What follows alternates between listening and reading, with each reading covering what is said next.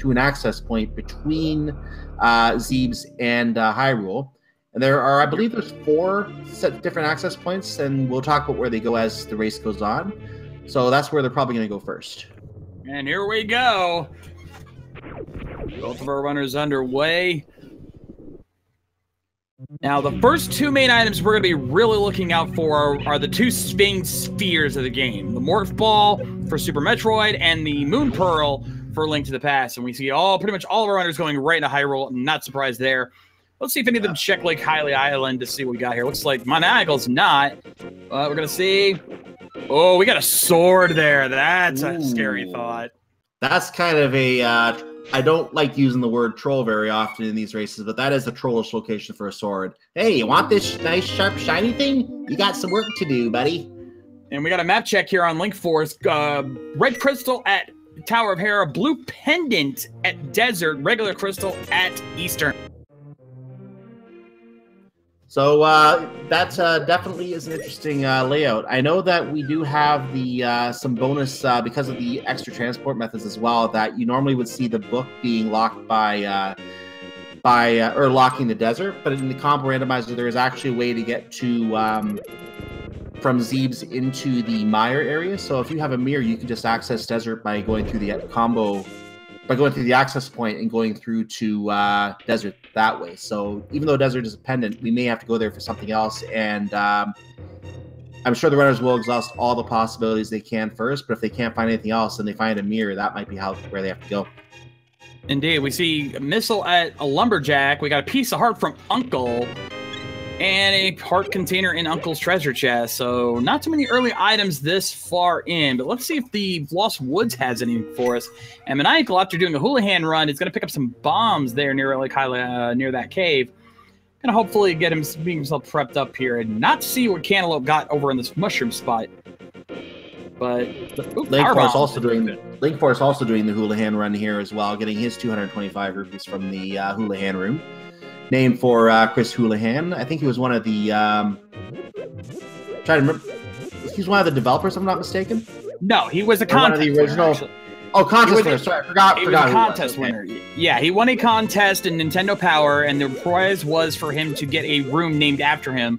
Oh, yeah. And so they created a debug room that they created and made it his room.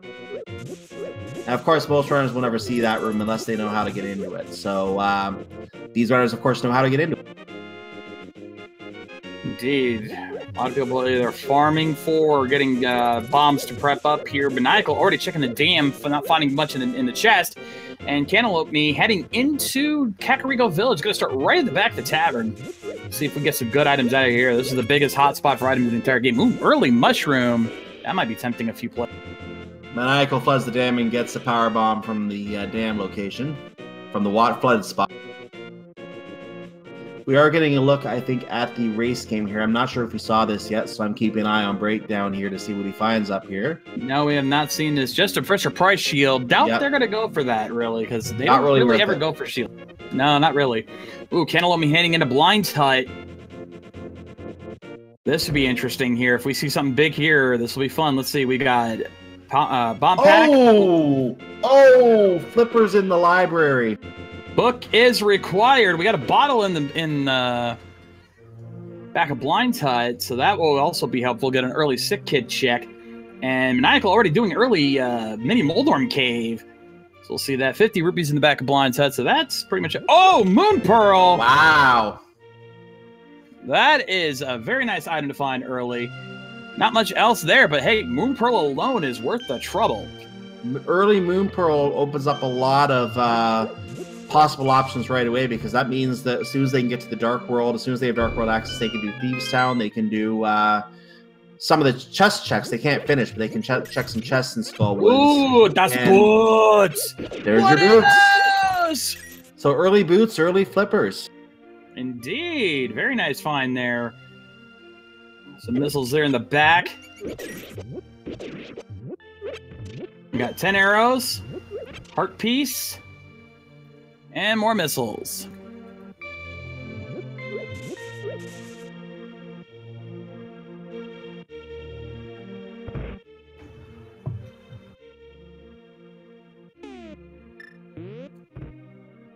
And Linkforce drops into the hole in the Lost Woods, grabs his power bomb from the hideout area here.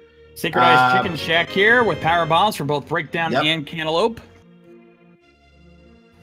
Did anyone check Bottle Vendor yet? I know a couple of these guys have the money for it. I don't think anyone did yet. I didn't catch it anyway. Oh, we might see it here from Break. No, he's going another way around. Cantaloupe, I'm going to go ahead and turn in Sick Kid. See what he comes up with.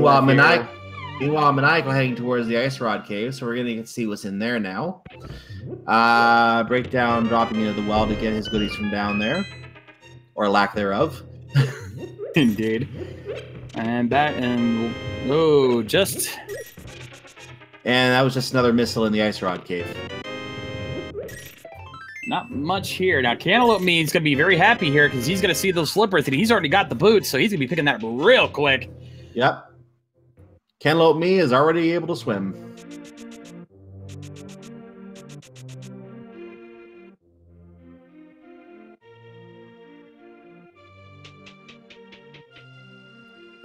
Did we see the back of Blind's Head already? We're going to see it right now on Breakdown side. We already did. There's nothing there.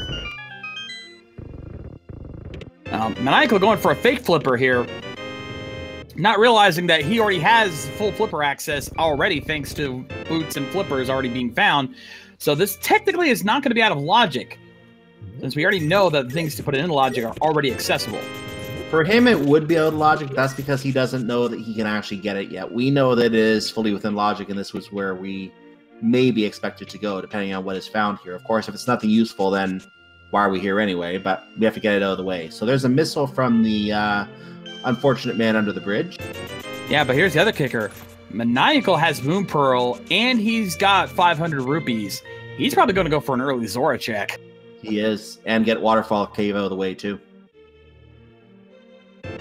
Of course, he does, as you mentioned, he doesn't know that he can do this already because the items are already readily available. Missed this, but Cantaloupe just got screw attacked from the bottle vendor.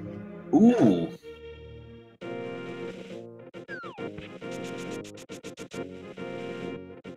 So this is the problem. We got four runners going at the same time. We're bound to miss a thing or two. So we got to keep our eyes peeled here. Maniacal now heading into the Waterfall Fairy Cave. He's going to use the Moon Pearl water walking trick, where if you go into the Waterfall Fairy Cave and exit out with fake flippers, you will suddenly water walk. Silver arrows! Silver arrows. Meanwhile, Breakdown did get his flippers from the library as well, so he's got both forms of footwear available to him at this point. Indeed. Now we're going to find out what's in Zora's domain. We've got two items here. We've got the ledge, which has a heart container, which thankfully, even though he can't get it, it's not going to be a big loss for him. But he also, we're going to find out very quick early on here. We're only less than 10 minutes in. We're going to find out, is this going to be life lesson, love lesson, or value? Or it could even be a bomb or arrow lesson, too. Single arrow lesson would be quite a lesson. Indeed, so let's see what we get from King Zora today. We have a bomb upgrade. Now, fun little fact, the version of the Link to the Past randomizer in this game is an older version, which still includes those in the item pool. In the future, that should be upgraded to what I think is version 31 right now, which does have those bomb upgrades no longer in the item pool. So that would actually become something you would find at the Ice Palace location in the Light World. Those bomb upgrades and arrow upgrades would be in that location, not part of the item pool in future versions. Right now, they are still in this version. Indeed. Breakdown now heading into Bonk Cave. This will be interesting to see what we've gotten here. Early check, and just some supers. Well, they're probably going to want to get some of those because in the event that charge attack ends up being a really hard item to find, they may need those supers. So it doesn't hurt to get as much ammo as you can. No, absolutely not. You need at least 60 supers to take on Mother Brain if you do not have Charge Beam.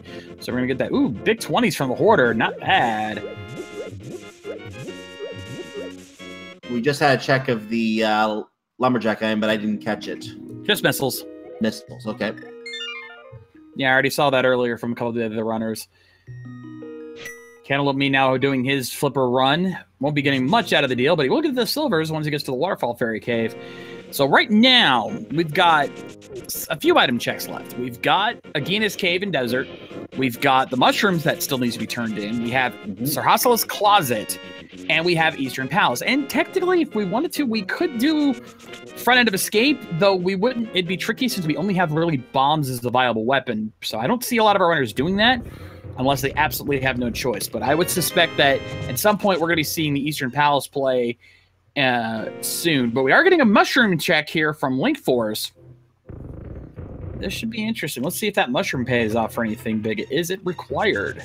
Considering we got it as early as we did. Speed booster. See the mushroom be something, and that is definitely something.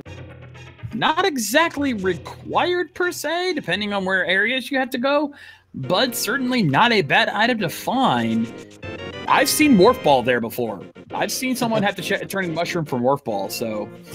Oh, I've heard of Morph Ball and Pedestal. That was the one that I always wanted to see, and I missed that one. Oh, I love that. Still, all of our runners doing a very good early start here. Checking all the necessary spots. Nobody's having any real troubles with any areas, so we're off to a pretty good start, but we're still missing some key items here. Again, we don't have much. I mean, we've actually had a very slow start here. Mushroom, Moon Pearl, Silvers, Boots, Flippers, and of course, Screw Attack and Speed Booster. Nothing super progressive here. I'm still calling Sir Hassela is the play. That's going to be where something big's at. I think so. I mean, it's also possible, and I have seen it in the call in this tournament as well, that the two items that are available immediately in Super Metroid, they could be big items as well. And one race, that turned out to be where the book was located, and we had to go back to Desert Palace. So it's very possible those two items there could be the important items too. There may not be anything in this front half of front portion of Zelda. Indeed. And also, chat bringing up a good point. We have Speed Booster now. Green Brinstar is in play. So we have some checks there as well. Not much, but we have a few spots in Green Brinstar where we can check that are in Logic. So we may have to resort to going all the way out there to find some progression. Meanwhile, Maniacal is still working through Kakariko Village. We've gone back to the village, just checked the chicken hut and got his bomb from there. Oh, keep your eye on Cantaloupeme. He's heading into Blue Brinstar here. This could be an interesting play here. I wouldn't exactly call this a gamble considering what we found so far, only leaving behind Sir Hassela. But if it turns out we have Vanilla Morph Ball per se, this could be a very good play. He's going to check Old Mother Brain, which is also in Logic. And, Vanilla Missiles. Maniacal, meanwhile, is going to be picking up his flipper soon, provided he gets to the library. He is still working through Kakariko Village. So that will mean that all four runners will have the flippers from the library.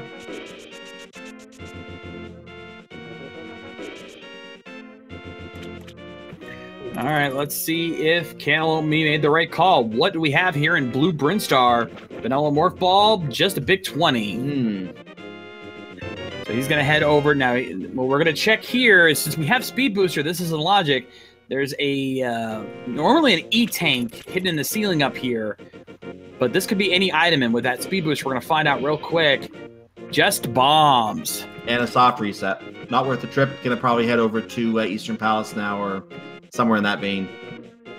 That would be my guess, unless he wants to take the gamble on going into Green Brin.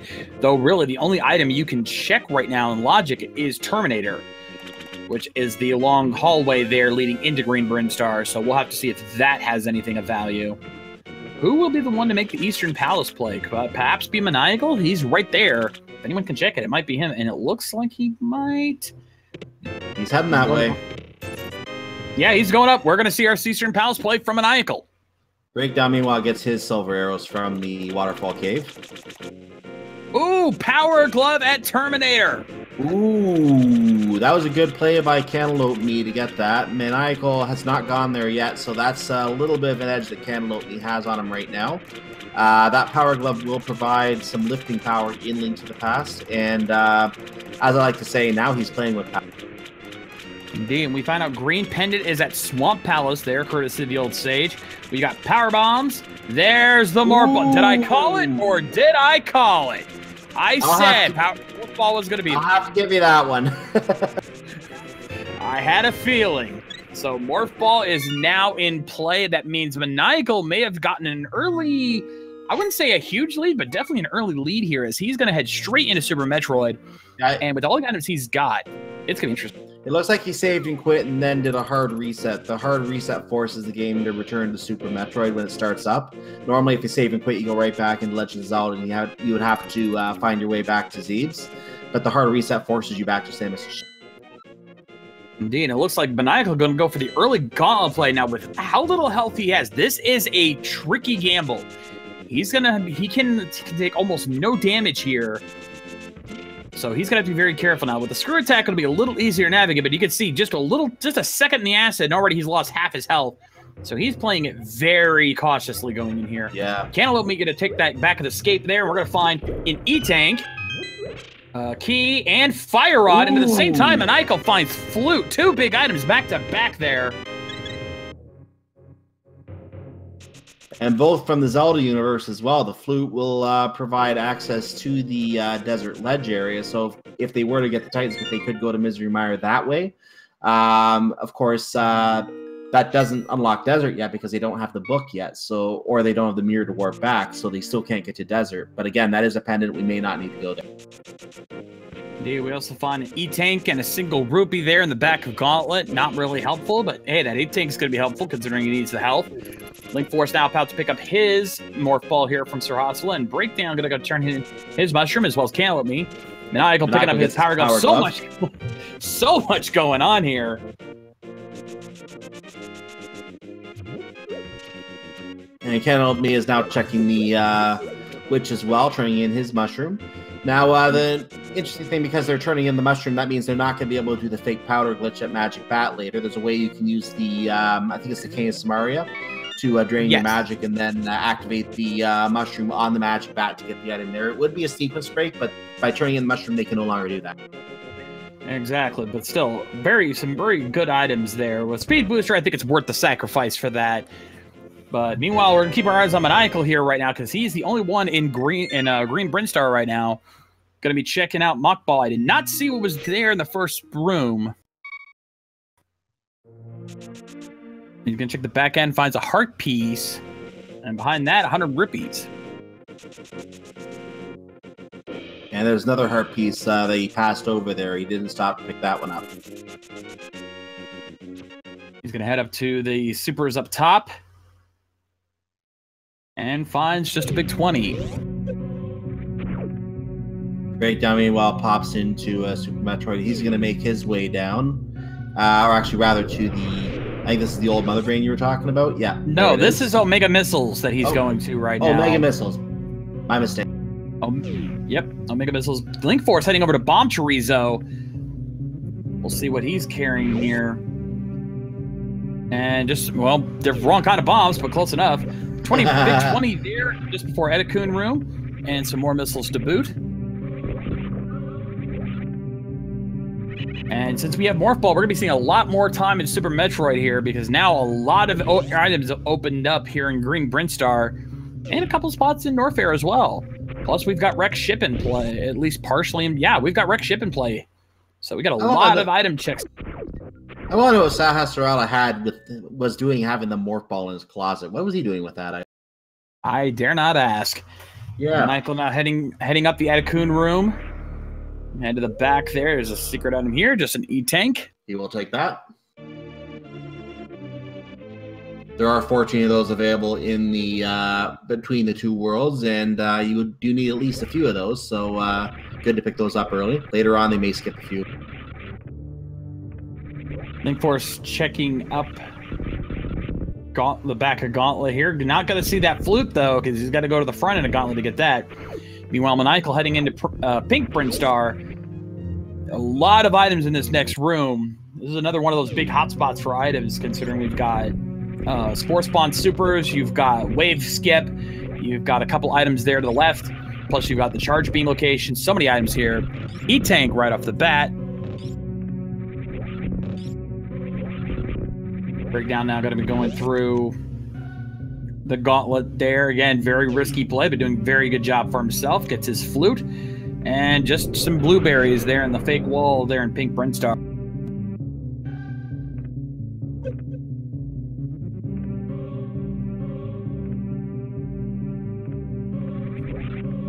looks like he's going to go for Spore Spawn Supers, as well as setting up for the Gate Glitch room, or the Wave Gate room. First shot with Spore Spawn Supers, nicely done. I know Maniacal's very good at both games. He's been practicing the crossover rando for quite a while now, so it's very clear he knows what he's doing with this. Maniacal is, as I said at the start of the race, one of the top runners in this combo randomizer. I've actually see when the daily races were actually just starting up, when this game actually was just first becoming recognized as a real game to try out for the combo randomizer. He was always one of the runners that I would see near the top of the pack. I know in one particular daily race, he was in a group of runners that all finished within about 4 minutes of each other in the top 5. So he is definitely one of those top runners in this, and would not surprise me to see him put up a really good time here today. Absolutely. But that's not to discount any of the other guys. I've seen all 3 of our other runners here in past races. I know all 4 of these guys are really good. So I expect a very close race between all 4 of these guys. You have to be good to be able to play both these games and keep track of where everything is. So you have to be good at the games to be able to do that. And it's hard enough to be good at one game, especially when it's all randomized. Take 2 games, mix them with each other, and keep track where everything is. The logic can be absolutely atrocious at times to keep track of. Maniacal now setting up for Wave Gate Glitch here. The trick is you have to hit the super missile at just the right spot, and it looks like he got it first try. He only had 2 shots, but he got it in 1. Nicely done. Very nice. What is his reward for that sequence break? Just a heartbeat. He'll take it.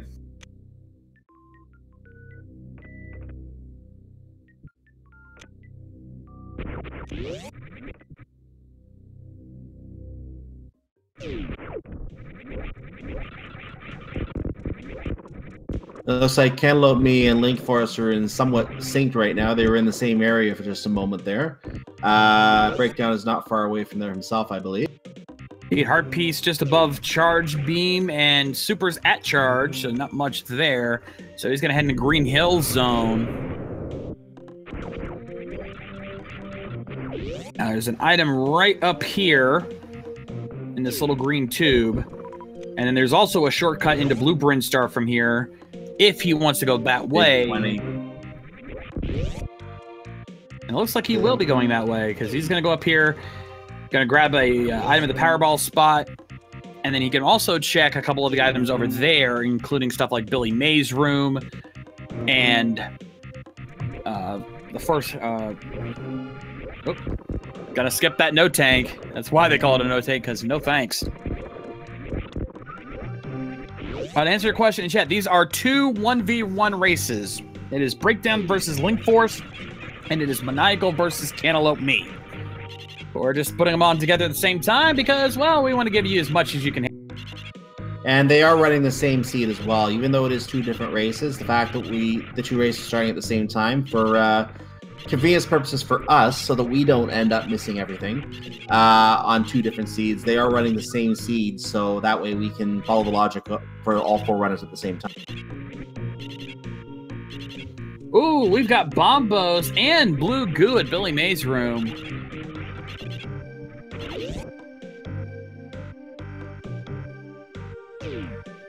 Now that Bombos medallion that you mentioned, that is one of a trio of potentially important items. We won't know how important those items are until later, because what we need to do is get into the Misery Mire area, find out what medallion is required to open that, get into Turtle Rock area, find what medallion is required to open that, and that will tell us which of those 3 medallions, Bombos, Ether, and Quake, in that order, are required for the completion. It may be possible that one or both of those could be a pendant as well, so it may be possible none of those medallions that we need. I've seen Link to the Past rando seeds with no medallions collected at all and Ganon down. Indeed. And we've cantaloupeme with the early waterway check, only finding missiles there, but pretty interesting. So nobody's found any major item plays just yet, but we're still got a lot of checks coming up here. We've got Red Tower coming up here soon for cantaloupeme, I would assume, unless he wants to do the same thing Maniacal's doing with the Blue Brinstar checks. But if one of them checks Red Tower, we might see some big item plays here.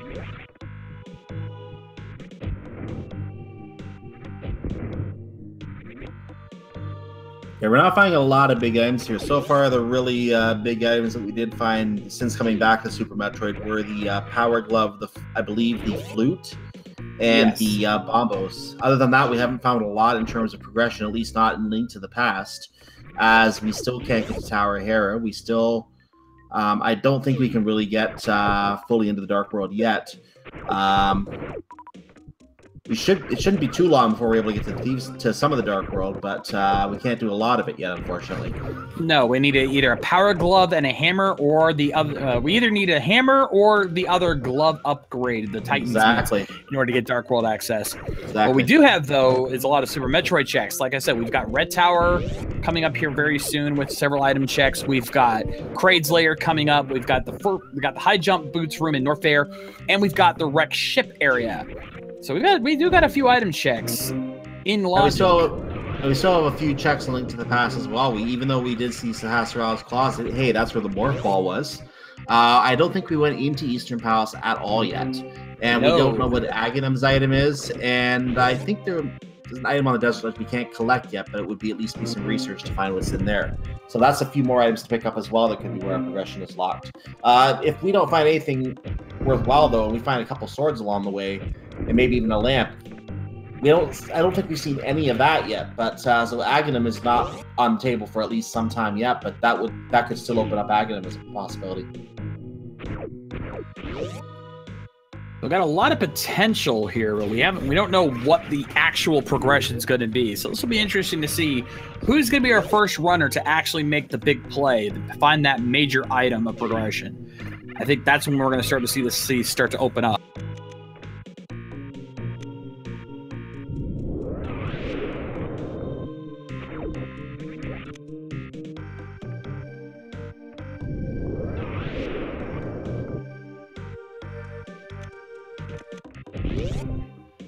All right, so a lot of our runners, Cantaloupeme did indeed go for the early Blue Brinstar recheck. Man, Maniacal back in Super Link to the Past, most likely going to be turning in, activating this flute and checking. Actually, no, it looks like he might be heading over to Regina's cave. This is a one-off check, but if there's something there, this could be big. I don't question this play at all. I would want to get this out of the way as soon as possible. Actually, he's going to the portal. He's not going to Regina's cave. Oh yeah. He hasn't done. He's trying to get back to the mushroom area. Yeah. No, because he needs to get a speed booster, which is a good call. He's gonna be happy he did that. And he'll be happy heading back over to Super Metroid after that, or maybe he'll stay around and do Eastern Palace. We don't know yet. Eastern Palace, Regina's cave, Spectacle Rock Cave is also in play, and if he knows and considering I'm pretty sure he knows his dark rooms pretty well, or at least this one particular one, he might do Old Man, just even though it's a sequence. Yeah, and you're actually right with the flute. That does mean that Spectral Rock is completely in logic as well. So for anyone thinking you need the lamp to get up Death Mountain, well, in the vanilla game you do. In the randomizer, you can take the flute and just fly up.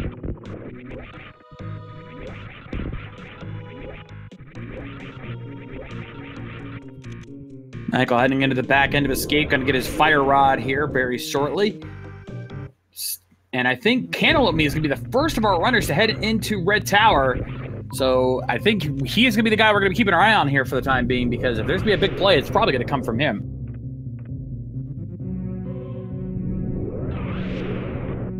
Maniacal is staying in Link to the Past, going to Sanctuary. He may be doing the... I'm going to guess he's going through the Dark Room to Death Mountain instead of taking the flute route. Let's see what he decides to do here. Nope, he's going back to Kakariko to activate his flute. Yep, that's going to do that before he goes up to Death Mountain normally, I guess, with the flute. Makes sense to me. Cantaloupeme, though, going to be heading into the Spacer room here in Kraid's Lair. We'll see if this works out for him. And meanwhile, Maniacal has now begun to activate his flute. Yep, and as soon as the flute song is finished, the duck will emerge, and Maniacal now has access to Swag Duck Airlines. Call 555-DUCK to book your flight. The goose is loose! As we see a piece of heart there in Spacer.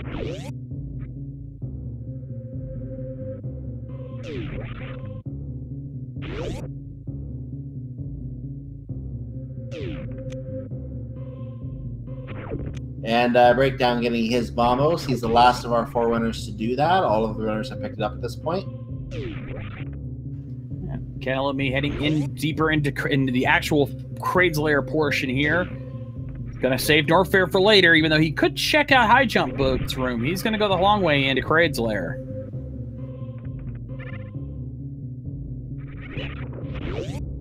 It looks like all of our runners have the same item pool right now. The only exception is that Breakdown and Linkforce have not picked up their fire rods yet, which is most likely going to be needed in some way throughout the seed at some point. Very, very rare that it is not needed. So they will need to go to the back escape to get that eventually. But other than that, they're pretty much even up on items right now. Got an E-Tank there for Cantaloupeme. He's got to pick that up because it could use some extra energy. But now he's heading into Kraid himself. Now this is going to be interesting here because we got to ask a question. Will Cantaloupeme take Kraid to the prom, or will he reject him with the quick kill?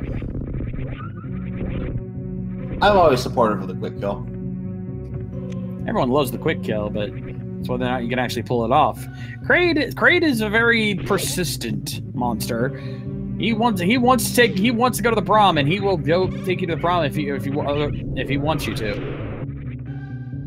You will love me, and you will love it.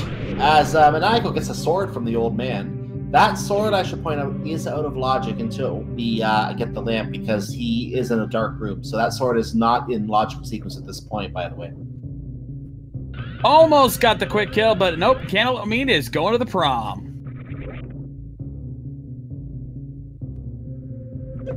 And just super missiles up on Spectacle Rock Cave, so that's going to be pretty useless there.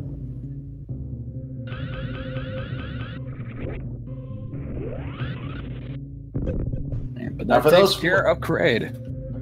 For those familiar with the hint system as well, I wanted to just bring up very quickly, since this is another difference in the version that is in this game.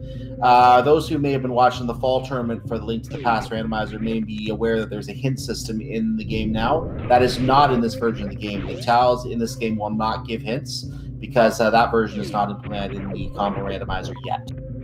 All right, I did not see what Maniacal just got, but I did see what Cantaloupeme just got, and he just got Hammer from Kraid. Ooh, Hammer is an item that is a very enjoyable item. It is fun to pound things. Indeed, very nicely done. You can just see that on a hint tile right now, which I'm hearing in chat. Kraken has the hammer.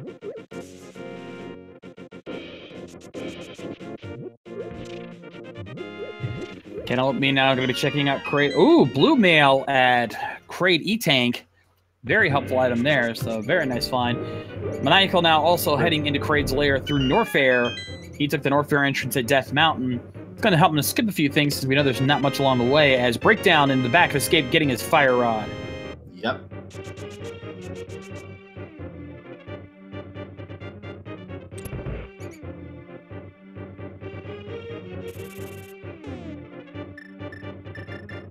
So as of right now, Cantaloupeme has a lead, because, albeit a small one, as he is the first of our runners to have Dark World access, now that he has a glove and the hammer.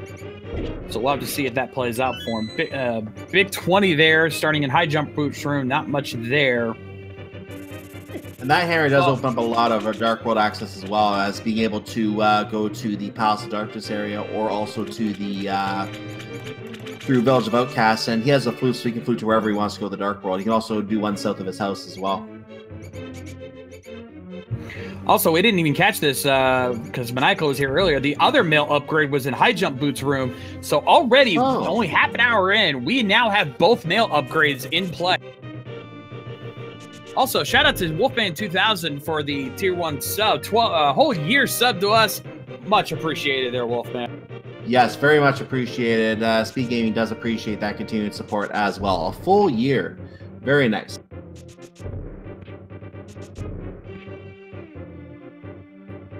Maniacal now taking Kraid, also going to the prom with him. But he will be getting his hammer here very shortly.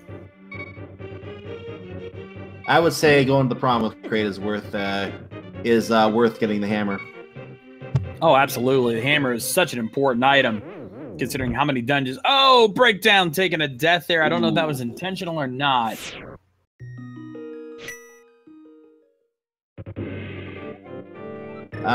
Given where he is, I would say that was not intentional.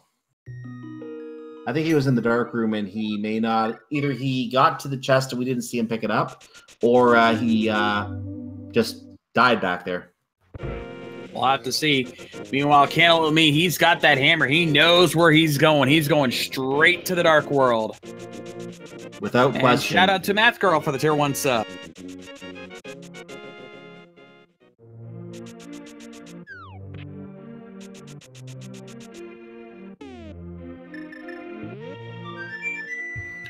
Now Maniacal getting his bread nail there. Breakdown activating his flute. Everyone rides with the link to fast Nashland.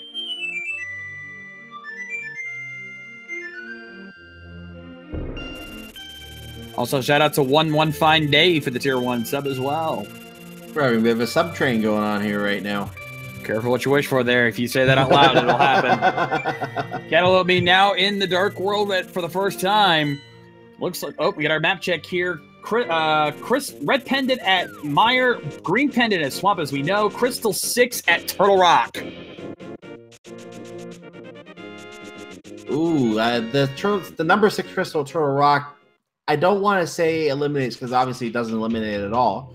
But it does minimize the possibility of something happening or something being at the Pyramid Fairy location. Because Pyramid Fairy, normally you would expect, if you want something useful to be there, you don't want to have a lot of required items needed to unlock it.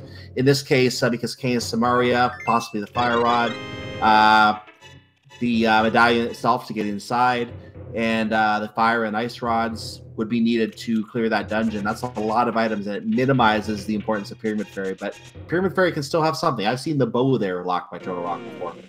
Ooh, Plasma there from Chess Game there on Cantaloupeme side. We also saw Piece of Heart Nagina's Cave. But that Plasma Beam, that is a big find for Cantaloupe. Again, never required. And also, it's time for Hyper Gripe Cave here from Maniacal. Heart Container to start things off. And we find Shovel, Big 20, Supers, and Bow. Oh, there's the hype item at the very back of the cave. And depending on what the shovel is, that may be a really good hype cave, but the bow itself makes it worth it. Bow alone makes that at least a solid 5 or 6 out of 10. We also found Space Jump at the Abominable Hut there on Cantaloupe's side. So Belgium Outcast really playing out here. And just a regular pack of missiles there in the Sea House.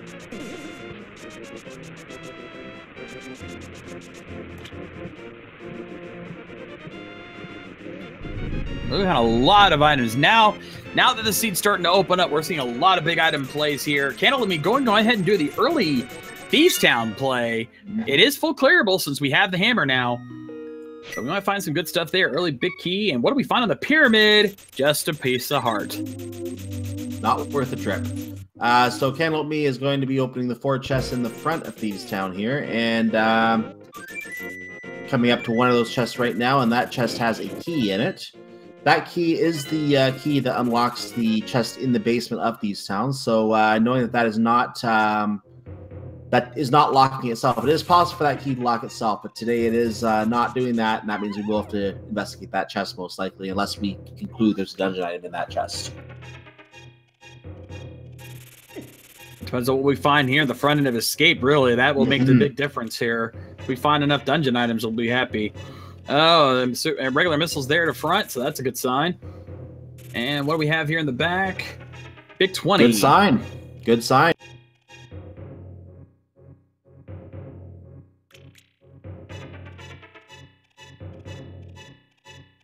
We're going to get Catfish here from Maniacal, who just has missiles. So that's kind of useless there.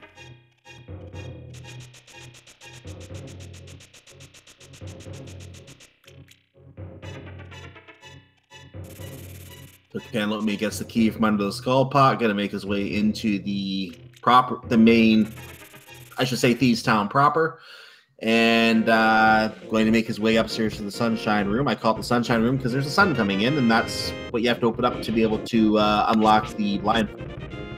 Ooh, Breakdown just turned in an old man, and he found our first sword of the game. Yes, Maniacal, I think, turned that in earlier, too. He has it, yes, too. He did. He did have his sword. I did not see that. But still, early sword there for both Breakdown and Maniacal. Nicely done. Cantaloupeme will probably wish he could have done that sooner because he's having to rely strictly on his hammer to get him through this area. Hey, swordless strats don't hurt.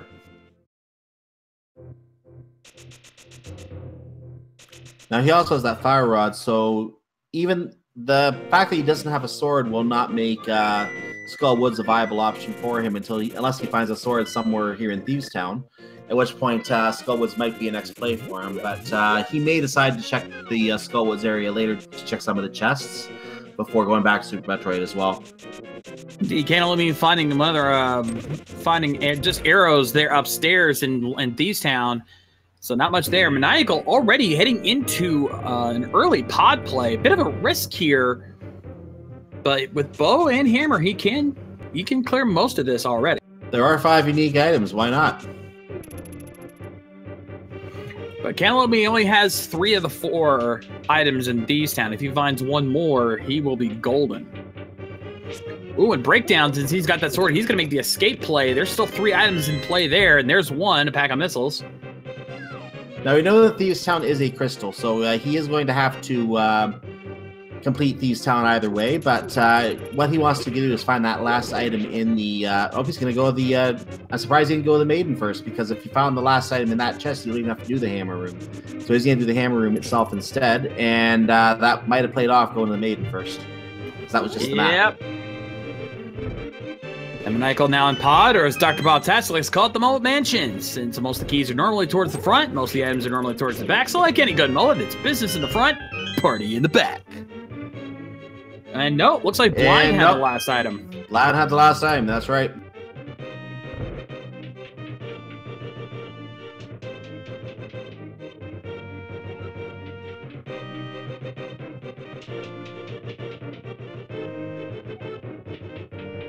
So Breakdown's heading towards the basement of Hyrule Castle. In standard play, you would find the princess in that cell.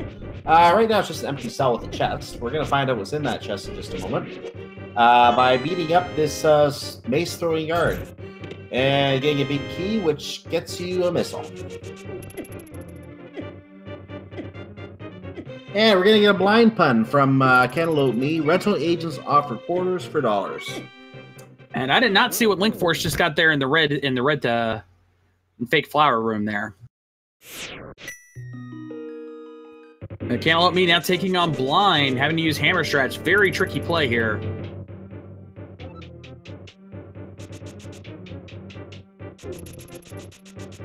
Yeah, I think he's off script on that now. The script, Blind is a scripted fight the first time you go through it, but with the hammer, it can be really difficult to get those hits in with the hammer hitbox, and it can put you off script very quickly. He's down to, looks like, he's down to half a heart health. Thankfully, he's got a blue potion. Good idea. Good call there. Just needs to get probably one more hit in there. He's having a little bit of trouble. One more should do it. Get that last hit. Come on. There we go. Cantaloupeme finishes off Blind and gets... Was that a reserve tank?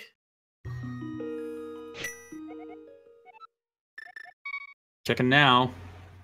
We did get a reserve tank for Breakdown. Yeah, that was a reserve tank.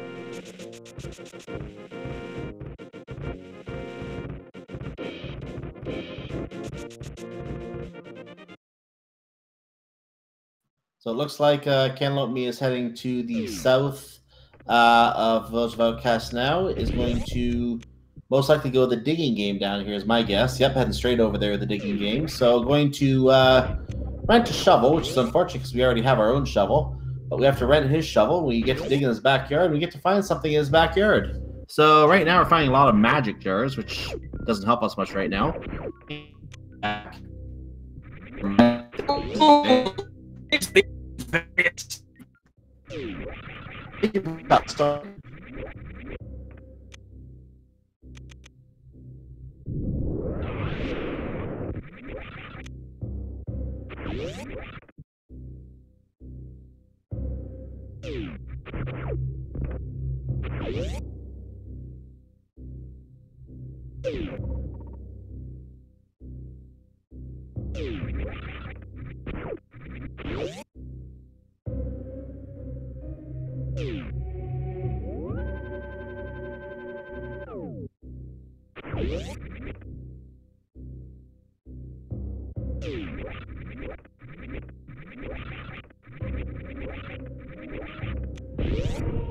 apologies if we sound a little off here. Yeah, we're having a little issue here. Oh, I think we're back. I think we're back too. I don't even know what we missed here. Well, I can see that Cantaloupeme is doing Hype Cave now, so I can tell you he is getting his bow.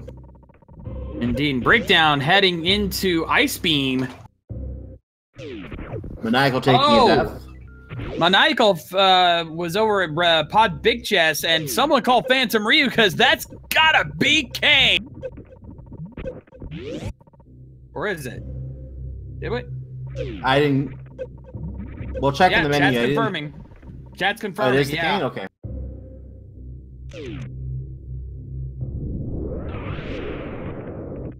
So Kane Samari will be helpful when we get to the areas that need it later. It can be used to finish Ice Palace. It also is needed in Misery Mire and in Turtle Rock.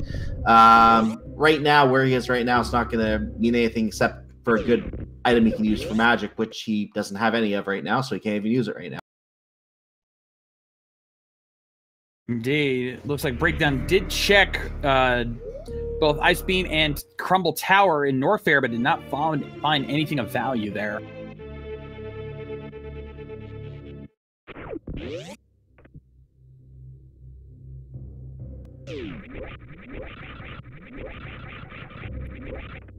Me heading up to the power bomb room above the starting point.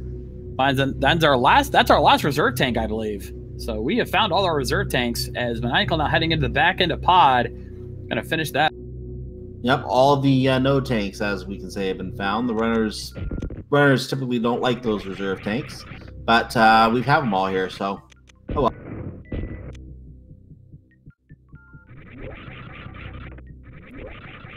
Maniacal now heading and starting out those mimics. Now, thankfully, with silver arrows, this should be no problem for him at all. And enemies will go down in one shot, and if he gets a good shot, he could take out Helmsar King in one shot.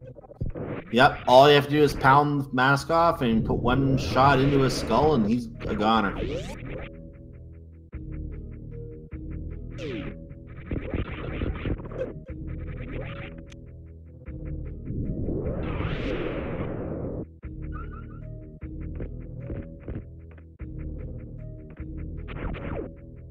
Linkforce is going through the Kraid zone right now, it looks like.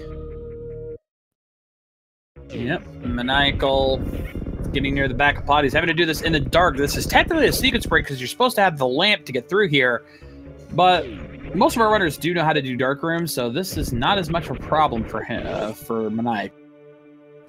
Breakdown, meanwhile, heading into the Kraid fight himself. Last chance for prom rejection.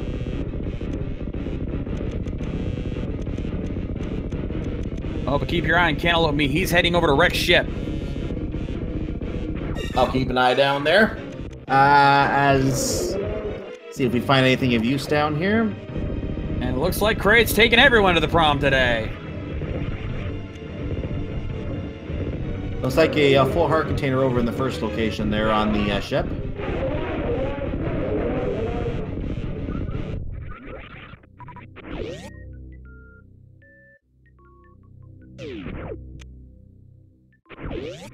Now everyone has their hammers. As Cantaloupeme heading towards Rex ship. Now he's going to be a little slow in the water since he does not have gravity suit, but there's a lot of good items. So he's going to check up top here. I could not see what he was looking for. I didn't see that was there either. I don't think he did either. He's trying to see what's up top up there and see whether or not he needs to go out of his way for that first item there. And he's having trouble there as Maniacal takes down Helmsar King. And what is he dropping today? We're going to find out in just a second here. He drops... just some blueberries. Bombs. Very explosive blueberries. And just missiles up there. So we're probably not going to be seeing this.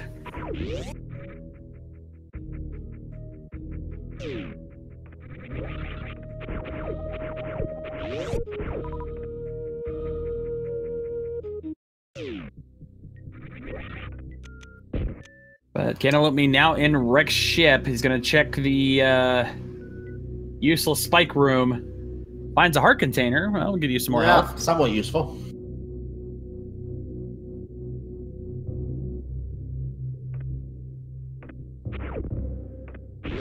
Looks like Maniacal is heading over back to the Eastern Palace area, so he's going to go through Eastern Palace right now that he's on Palace of Darkness. Again, not technically full clearable, but you never know. The lamp could be in Eastern, and the next thing you know it is. And that would whack the logic into line in a hurry. Indeed. Now, cantaloupeme going to take on Phantoon. Now, the trick with Phantoon here, you do not use super missiles until the final shot, because while the super missiles do double damage for a total of 600, it will also send him into an enraged state, which will make him invulnerable for about 15 to 20 seconds, as we see an E-tank there from Maniacal, and we'll also send out wave after wave of those blue fireballs. So you want to avoid that as much as possible, and to only use the super missile as your final shot.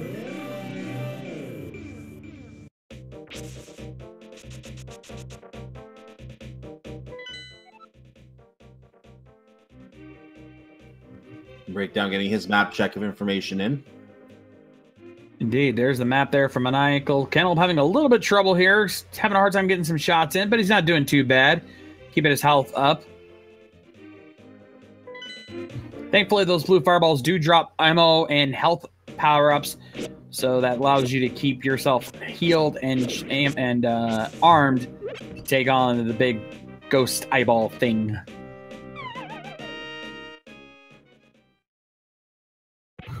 Oh, and Breakdown heading into Skull Woods. He's got the fire rod, so that's technically full clearable. There's the big key for Maniacal. Ooh, mirror for Breakdown. So that, trying to remember what was on the ledge earlier. Was the Hylia ledge something that we wanted? You mean Lake Hylia Island? Yes, there was a sword there. That was a sword, yes. So that's our master sword right there.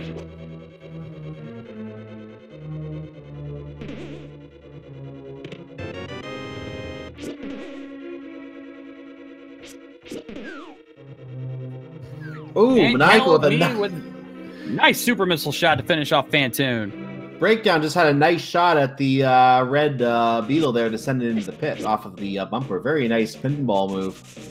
Very well done.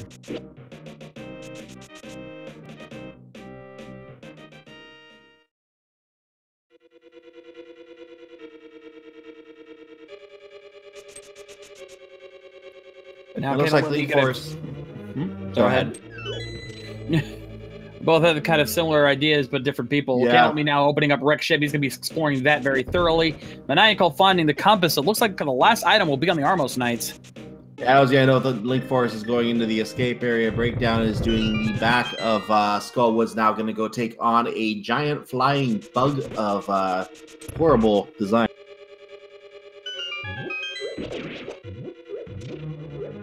Just a piece of heart there to start things off for Cantaloupeme here in Wreck Ship. He's got quite a few places to check, so we'll have to see if he finds something big there. As Maniacal now working on the back end of Eastern Palace. And he was using the fire rod to light the torch there. Yes, there are some torches that can be lit with the... And it's normally expected you would do that with the lamp if you want full room view. But they can be lit with the fire rod as well, which normally you would not have going through here in the vanilla game. So it just happens to do the same thing. Now Breakdown with only a fighter sword going to take on Mafia. He's going to try to use some fire rod shots, but it only's got a few. So he's going to have to rely on hammer strats from here on out to do any significant damage. But Maniacal's going to have a much easier time as he takes on the Armos Knights with silver arrows, one shot each. Down goes them Knights fast and gets Master Sword for his shrug. Was there actually a boss in that room? And when he walked in, the sword was there. And down goes Mafia as well. That takes care of that, but he dropped the compass, which means there still should be an item in the back end of Skull Woods, unless the big chest wasn't checked. So it's worth knowing that because that was the Master Sword for Maniacal, and we still know there's the one on the Hylia Island, that means Tempered Sword is available at this point in the game. I wouldn't be surprised if we see someone go for it, see him go for it, since he has the means to check it now. Well, he doesn't have the mirror yet. He's going to get that out of Skull Woods, which I think is where he's going to go now. I'm talking Breakdown. Breakdown has... Yeah, that's true. Breakdown. I wouldn't be surprised if Breakdown goes for it first and then ends up getting tempered from the Armos Knights. Maybe. Oh, there's the big key for breakdown, which means the last chest, the big chest has the last item. Oh, lamp for cantaloupe me over in Rex ship. And that noise you just heard was the logic whacking back into place. Like a good chiropractor, just knocking it back in.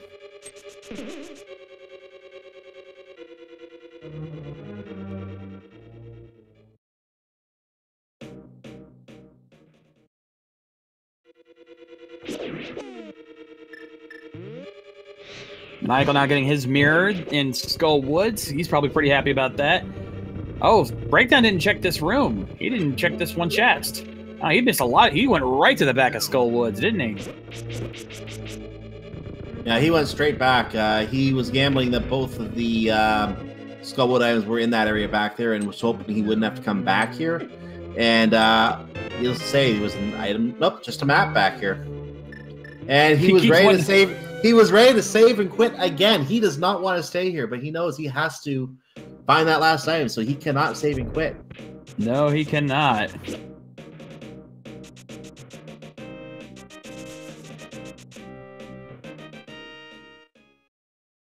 Okay, take 3. The big chest. Gonna do a bomb jump. Heading into the attic here in Rex ship. He's gonna clear out all these enemies. What do we got here in the big chest here in Skull Woods? Oh, the ice rod! It was again. He had to persevere, but it paid off in spades. That will be a very useful item. That opens up full clear of Trouble Rock, because now we do have the King of Samaria available as well. So the only thing we need to know is what medallion opens it. If it's Bombos, Trouble Rock could be cleared. That was a very good play for Breakdown there. Both items in Skull Woods being equally valuable. Mirror opening up a few locations, and the ice rod more than bearable. Not much there. The right side attic there for Cantaloupe. I couldn't see what it was, but obviously it was not worth getting since he is noping on out of there.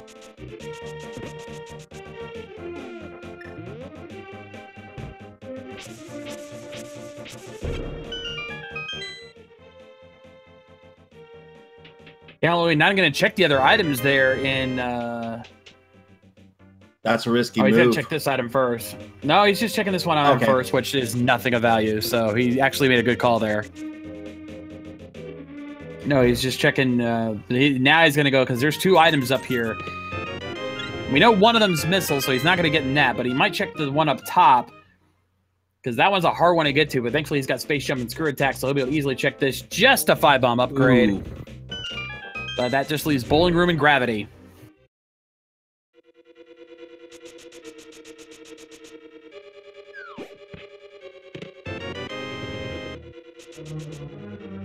Breakdown, meanwhile, starting his tour of Thieves Town, gets his big key from the first chest. Is going to get his goodies from here. Indeed. Now Linkforce getting his plasma beam there from the chess game. Maniacal finishing off Modular very quickly as well. So he is good to go, as Cantaloupe Me got set up for some bowling. All right, ladies and gentlemen, we see that Cantaloupe Me is now being set up for the shot. The Chozo statue lines up as he begins his approach. More like a coffee break. I was trying to go for a joke that Wolfman did. Yeah, but he doesn't throw Samus, so it doesn't work. I just called this a Super Metroid version of the coffee break that you get in Tower of Hero. Gotta ruin my fun. Anyway, Cantaloupe Me now heading back in the back of the bull.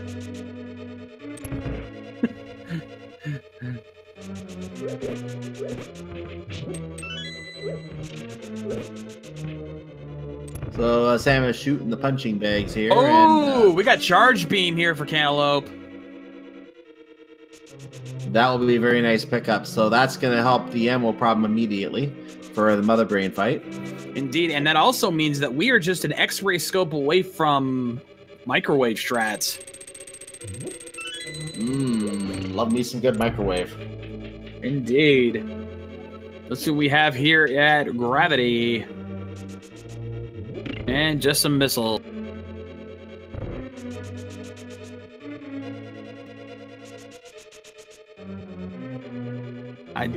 Oh, we're seeing a hover. We're seeing a hover from Maniacal to get the ice rod. Oh, clever. Nicely done. And cantaloupeme gonna check the underwater missiles here that he left behind earlier, and it's just a piece of heart. But that's it for wreck ship. That's a full clear.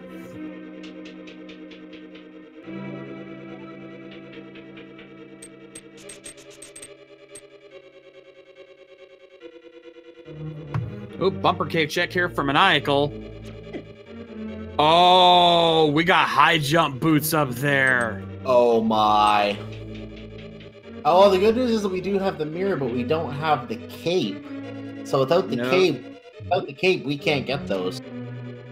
Nope.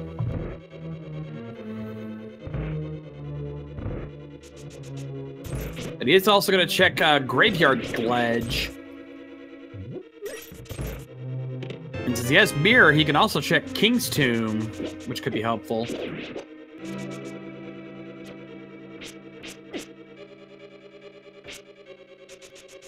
What's he finding here? Just some missiles.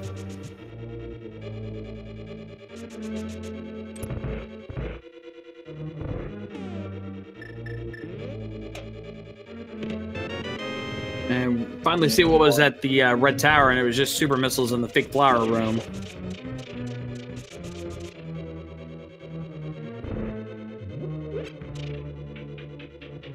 Linkforce, meanwhile, opens up the blind fight sunshine hole. Maniacal robbing the king of his life force. Yep, still in the heart there. Now, with us having mirror and hammer, Death Mountain looks a lot more viable. I wouldn't be surprised if we see Maniacal head up there very soon, since he can now check East Death Mountain, and that's a treasure trove of items right there. But it looks like he's going to go back into the Village of Outcasts and check the South End with stuff like Old Stumpy and Cave South of Grove. There's a couple items back there as well. I would potentially put off that chain until they were to get the Titans met. I think East Death Mountain is looking like a more palatable play, but they don't have the hook shot, so.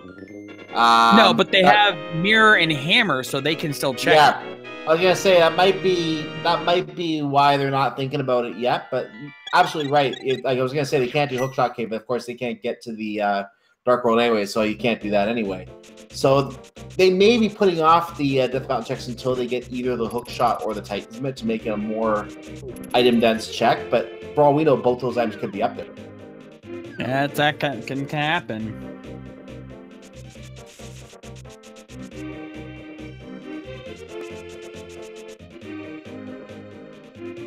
Breakdown now going to be checking out, running his digging game. He's about to get his various suit here. He's going to be very happy with this.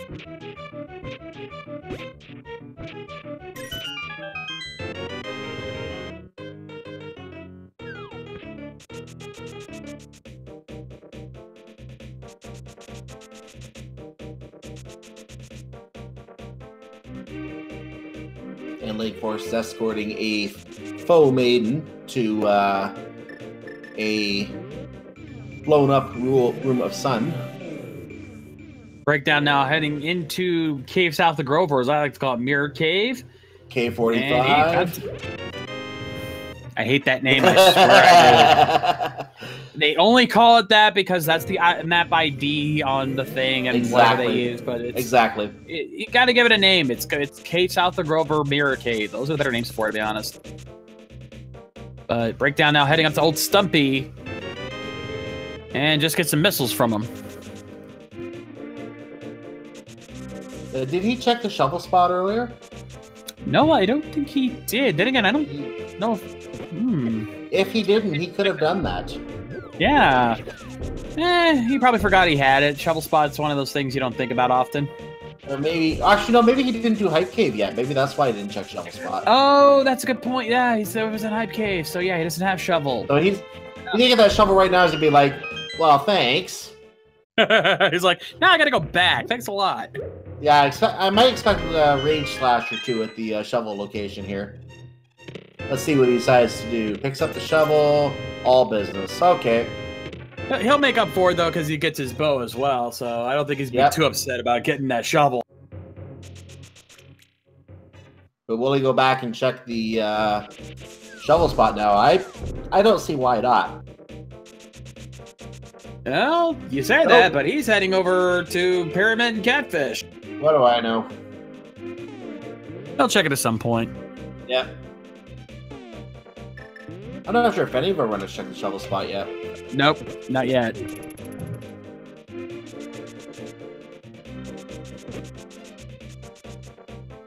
So Breakdown's checking the pyramid area right now, going to decline his gift waiting for him on the pyramid ledge.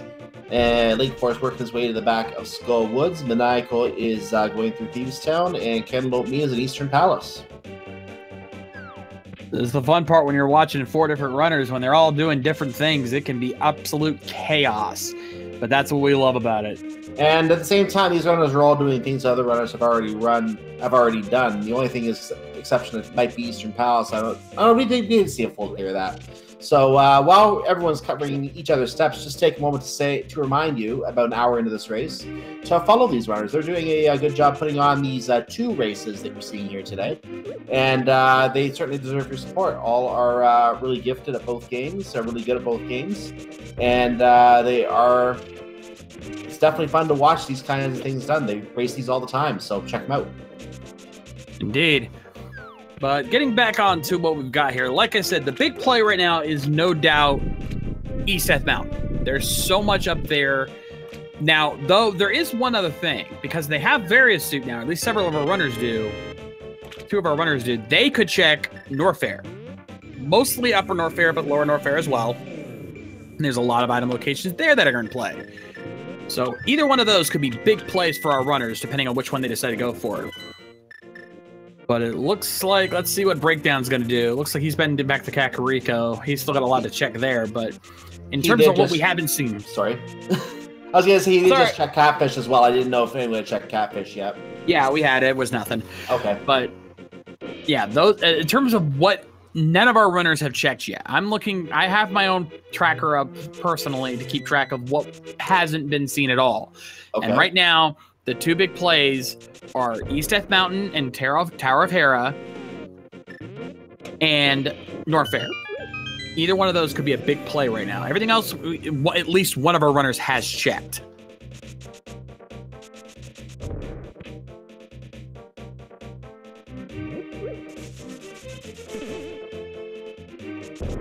I'm leaning towards East Death Mountain possibly being the play. Seems like a logical call to me, to be honest. Though there is a lot of items in Norfair, so you never know. Either one of those could be a good play. Could be either one, yeah. I hear a bee.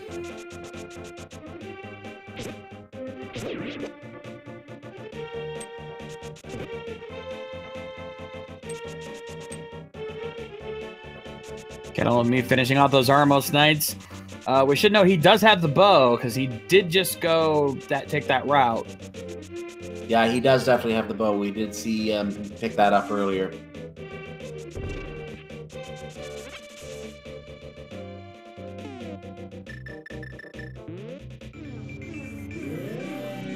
Now Maniacal doing the digging game. He's about to get his various suit and be one happy man.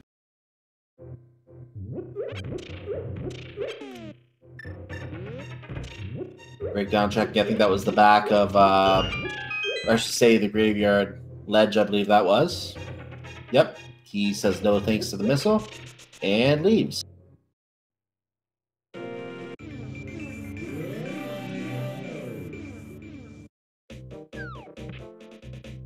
He's also going to check King's Tomb while Maniacal checking out Mirror Cave.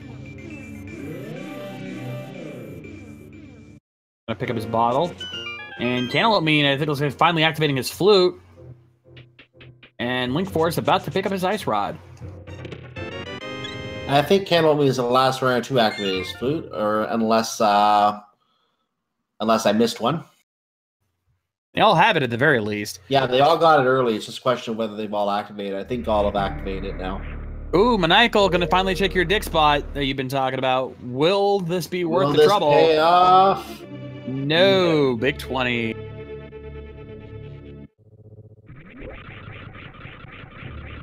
And Cantaloupeme is looking at the dead rock saying, "Get out of my way, please." This is why I call the Dead Rocks the unofficial mascot of the Link to the Past Randomizer, because they have the trolliest enemies you will ever find. And luckily for him, he's got the lamp because he got that in wrecked ship, so this is all in launch for him. Yeah, and never argue with a stunned Dead Rock. It won't change its position. Nice one. I will admit I stole that one. Heck, I've stolen half the memes I use, so I can't really judge. I didn't, you know, I'm known for the gooses loose. I didn't make that one up. Someone in a chat room during one of our races. You can ask Phantom Reed. Someone else gave me that.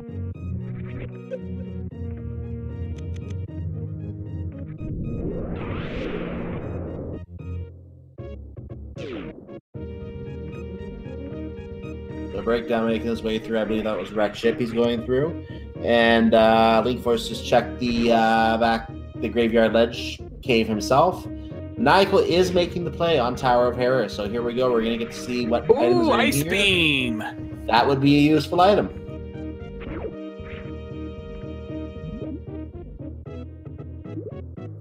Meanwhile, cantaloupeme working on North Fair. There's the big key, so we may not have a basement run here.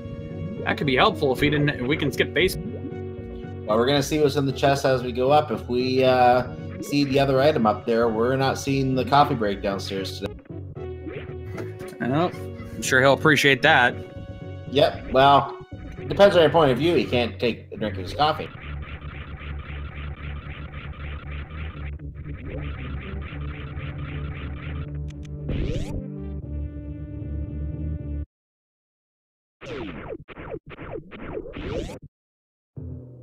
So let's see what's upstairs in Tower Hera as we make our way to a compass. Not going to hover across the gap here. Just going to... I'm going to assume he's going to drop down that big chest. Let's see. Definitely don't want to skip it if it's got an item. Yeah, I definitely don't want to skip it. And he is dropping down. And just supers. That's it for Tower of Hera. We will not be seeing a basement. Yep. It's just a small key and a map at this point. So one of them is on Mordor, the other is downstairs. Indeed, cantaloupeme now checking out Norfair, not finding anything at Crumble Tower. And now Maniacal takes on good old Trolldorm. If you've played Link to the Past, you know why we call him Trolldorm. And cantaloupeme heading into Crocomire with Charge and Plasma. This should be a pretty good fight. Breakdown me while taking on Fantoon. So probably the longest I want to say of the Super Metroid fights because of there is a little bit of RNG in the eye there.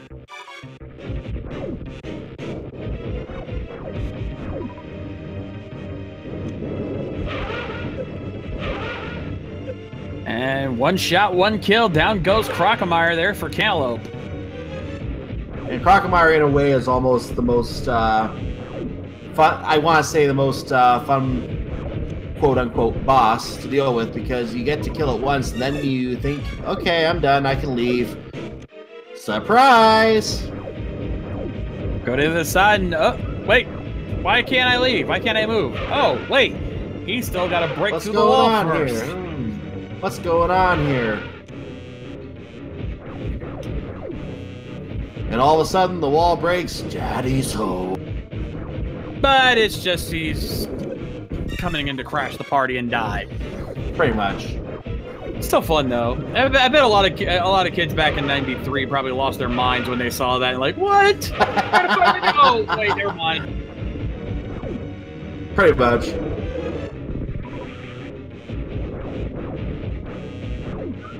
And Linkforce finally getting his bow. He's the last one to get it. As cantaloupeme searching the croc area of... Oh, wait a minute. Maniacal heading into Paradox Cave.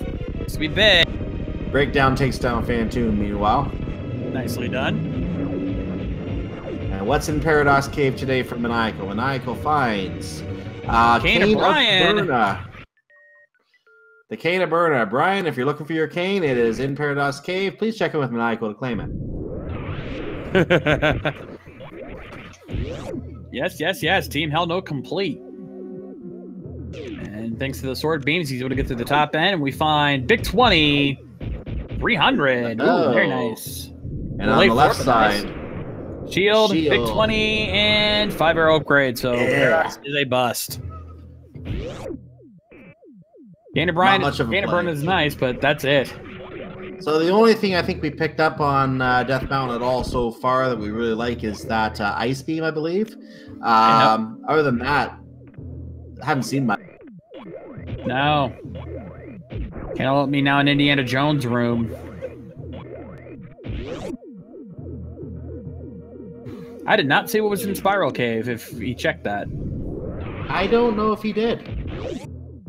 He might be going back and checking Spike Cave first. Ooh, gravity suit. That's what we're talking about.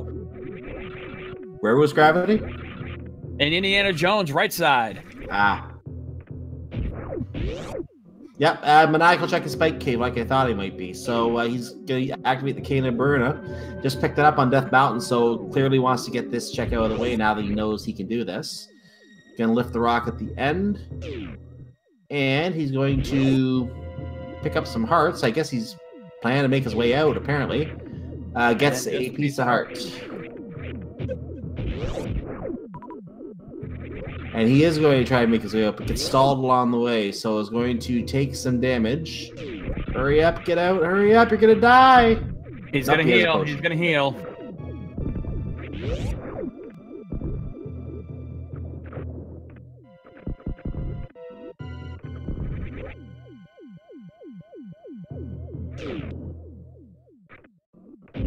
So he's gonna head back up. I think he's planning now to check Spiral Cave, so that's probably. No, I think he's done. I think he already checked. The chat says he already.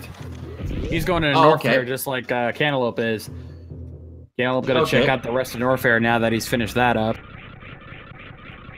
I guess we missed what was in there. Oh, there. I didn't catch what that was. The breakdown just picked up. That was the lamp. Oh, that was the lamp. Okay. What I didn't see was what Cantaloupe noticed over in Bubble Mountain. He's gonna head up top and see some bomb upgrade there. And he's gonna head further in. Maniacal found the bug catching net. Not important, but always fun for swag. Oh, that was an ice beam room. And just a heart piece and an E-tank. He's gonna take the E-tank.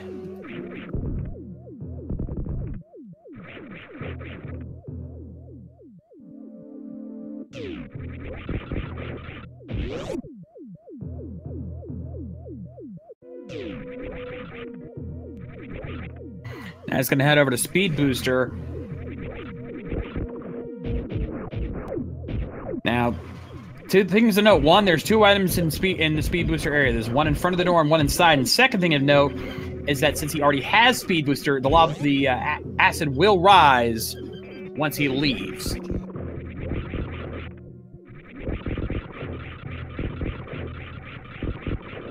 Maniacal taking on Crocomire now.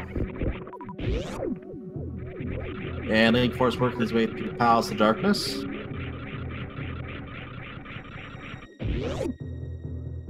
Another E-tank there for Cantaloupe.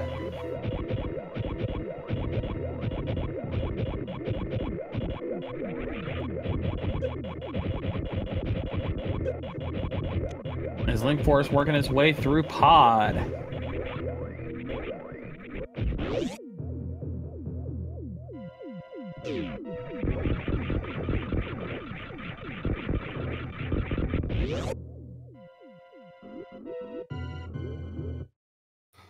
So we're not finding much yet. Heading over to Wave Room, finds a power bomb set along the way. And on the other side, he's going to find Heart Container. We're going to take that.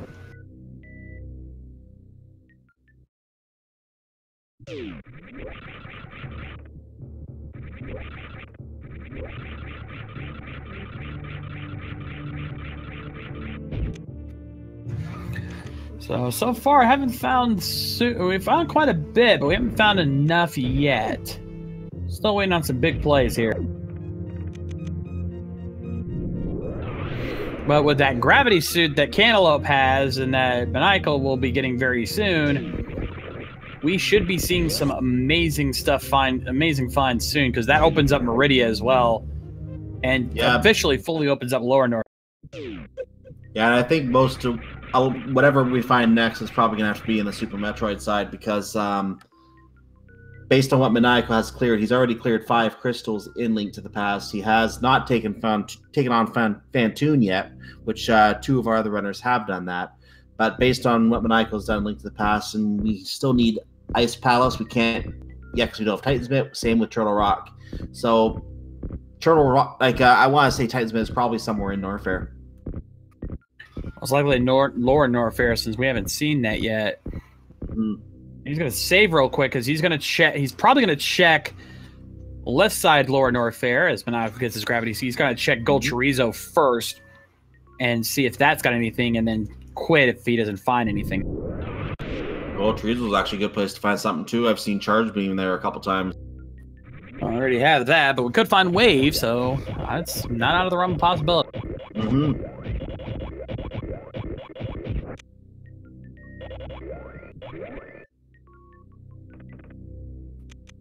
Now, for this room, you have to have Space Jump for this this Chozo statue to activate, and it will lower the acid for you. If you don't have it, you can't go any further.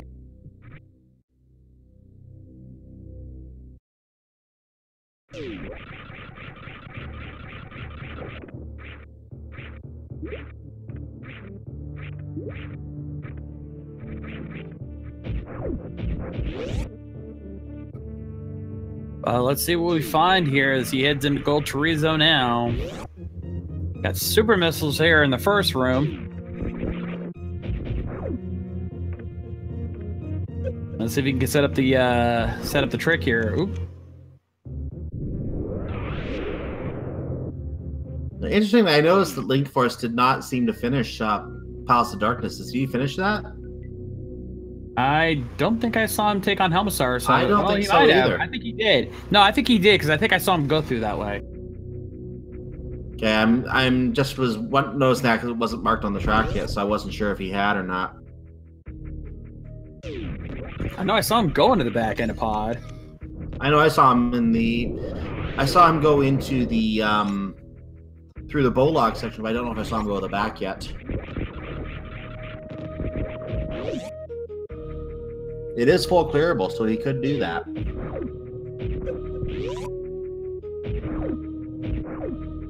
Ooh, Spring Ball. Nice find. Yep, there's your Gold Chorizo item. So he made the right call. And just a big 20 at the Chozo statue there. Is he going to go in? Yep, he's going to go into Misery Mire. We can get an early peek at what's waiting for us there. Looks like Bombos required for Mire, which means we can't activate it. Nice. And actually, we've had access to that for some time, too. I think we had the... Actually, no, I take that back. No, we didn't have Titan's Bit, but we may have had access to this for a little while. Through this entrance, we've had access to it. We had to get this for it. Yeah. Let's see what we have the Mire Shed. We've got a 10-bomb upgrade. Not very helpful there. And a heart container.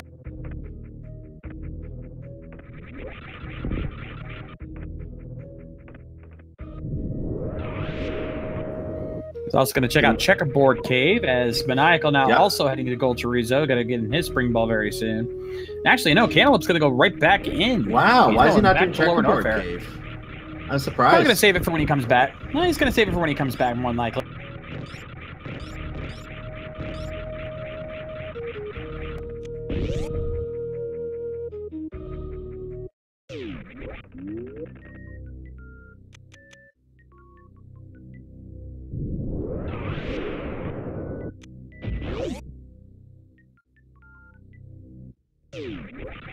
Oh wait, Cantaloupe hasn't got mirror. He doesn't have. He can't go Checkerboard Cave. That makes sense. Yeah, that's Skull. Skull Woods. He didn't do Skull yet, so he's going to continue on a Lower Norfair.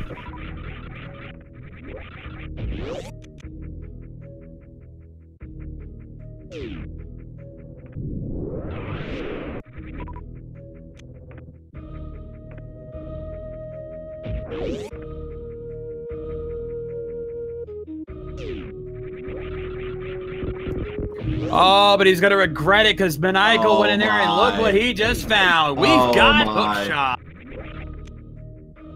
Yeah, Cantaloupe's gonna have to go to Skullwoods fast, and so will Linkforce to get the mirror. Otherwise, that's way out of the way. Indeed.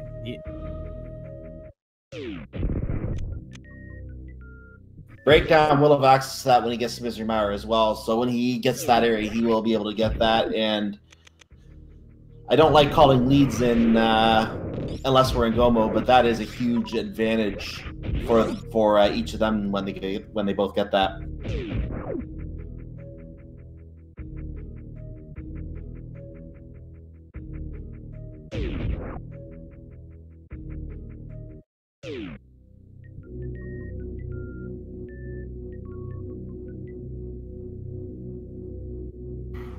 Now heading further into Lower North Fair. Maniacal checking out Agina's Cave, which we know didn't have much.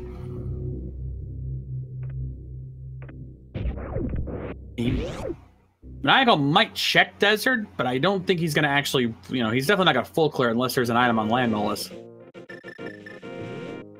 Yeah, he'll probably check for 2 items. If he finds both items, he's not going to worry about Land Mollusk at all. I mean, there always is that rare possibility of something to be on the pedestal, but we're running out of items that could be there. Indeed. There's not much.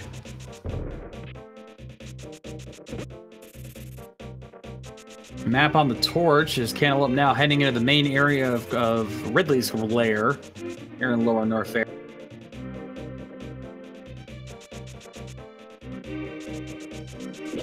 Interesting that Ridley is the 3rd boss being taken on by cantaloupeme there. Indeed. And speaking of, he's taking on what I like to call the Rider Pirates, because the way the bug-like enemies that do jump kicks reminds you of the classic Tokusatsu series, Kamen Rider. I didn't get that reference. I don't know that at all. Not many people do. Not many people do. But that's almost exactly what that hat. I'm almost 95% certain that was what that was an homage to. Very possible. Cantaloupeme taking some time to farm here. Make sure he stocks up. And he's now ready to take on Ridley. Ladies and gentlemen, Ridley.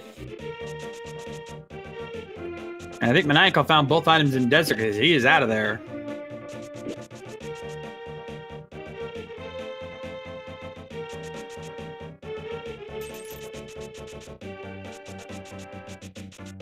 Linkforce is heading up to the Zora area, going to get his somewhat worthless item from the good Zora King.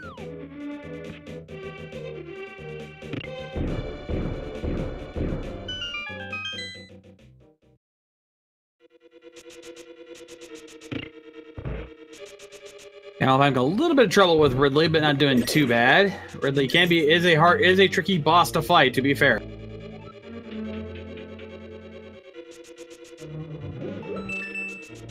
And even though we don't see it in the combo randomizer, if you play Super Metroid Vanilla, Ridley is actually the first quote-unquote boss you actually see in the game. But it is possible to fight Ridley in the initial area that you start the game in. But you cannot... I don't think you can kill Ridley. Basically, as soon as you take a certain amount of damage, he flies off with the baby Metroid hatchling and you're forced to abandon ship. Yeah, the Sarah space station that is basically serves as a early tutorial for the game.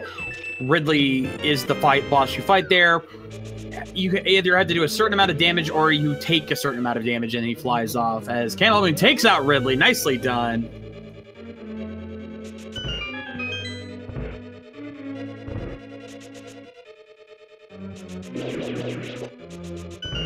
And ooh, he finds Ether.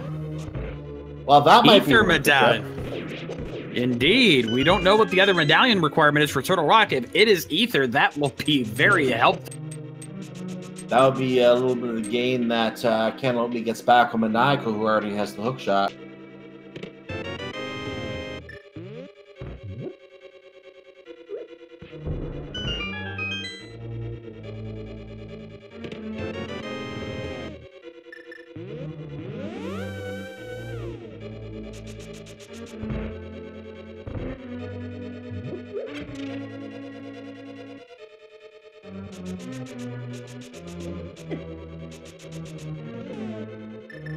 All right, and I also saw someone did go for our sword on the Lake Hylia Island. I believe it was Linkforce because he's got his tempered sword.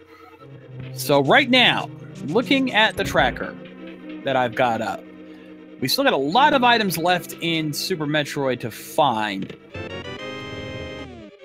And we've only got a couple of dungeons left. We've done pretty much all the overworld stuff we can currently do in Link to the Past.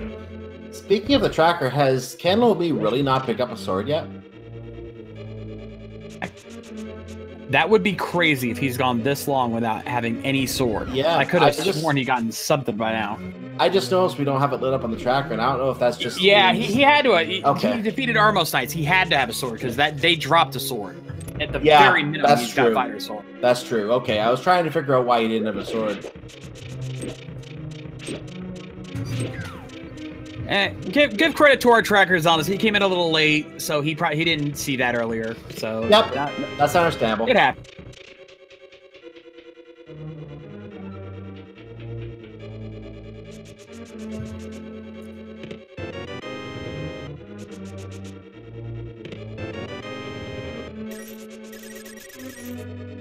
Now checking out the Firefly room after on the escape. Okay. Oh, the useless Spazer Beam. Maniacal, meanwhile, taking on Ridley, he will get his Ether Medallion. Breakdown working his way through Palace of Darkness. And Linkforce is making his way up to the fabled Troll Dorm.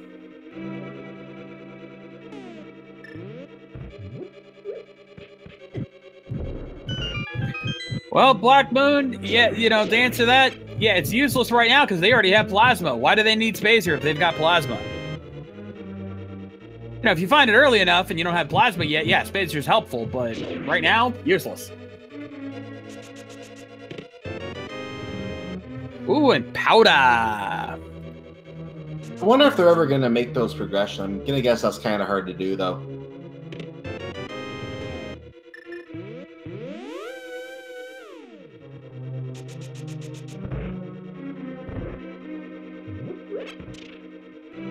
One last check here on the way out. And oh, we've got X-ray scope.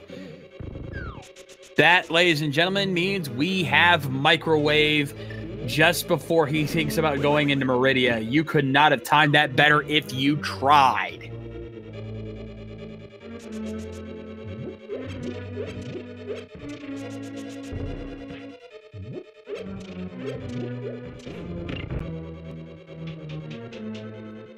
Linkforce taking out Moldorm there. Very nicely done, but with Tempered Sword, not a problem at all. Breakdown, meanwhile, making his way back through Palace of Darkness, going to come to the eyeball cutscene chest location right now. Going to work his way down into the basement and make his way back to Homosar King. And looks like Linkforce, did he check what the medallion was at Turtle Rock? He's in the vicinity. No, he didn't. He can't. You can't check that right now because you need Titan's boots for that. Ah, yes. He's got 50 rupees at Lava Bath there for Cantaloupe, and I think somebody already checked the other gate and then didn't find anything there. So that is actually a full clear of Norfair. We found everything in Norfair. And what is amazing to think about is that we still don't know where the Titan's Mint is located. We are very close to the point. Actually, yeah, Titans. Depending on what medallions in Turtle Rock, Titan's Mints are a go mode item for A Link to the Past because we've got all the other essential items.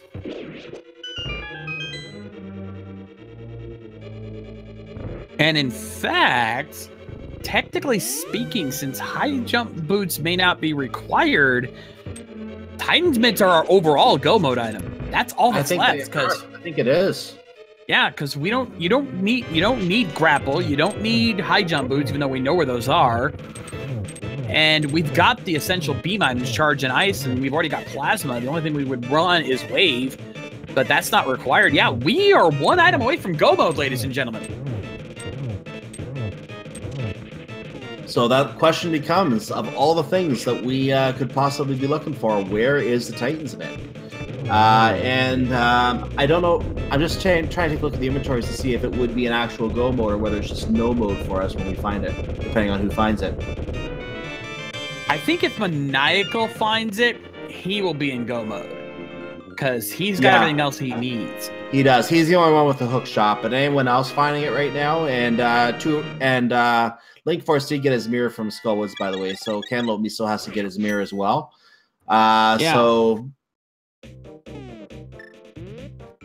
Also, we should make a note here to our trackers that Maniacal does have Ether since he defeated Ridley, unless he skipped it for some reason. But I would not skip that. I'd at least check it. So he probably, I'd be 99% certain he's got Ether. We'll be able to confirm that when we see a menu in Link to the Past either way. So we'll know if he actually went in and picked that up. I assume he did pick it up though.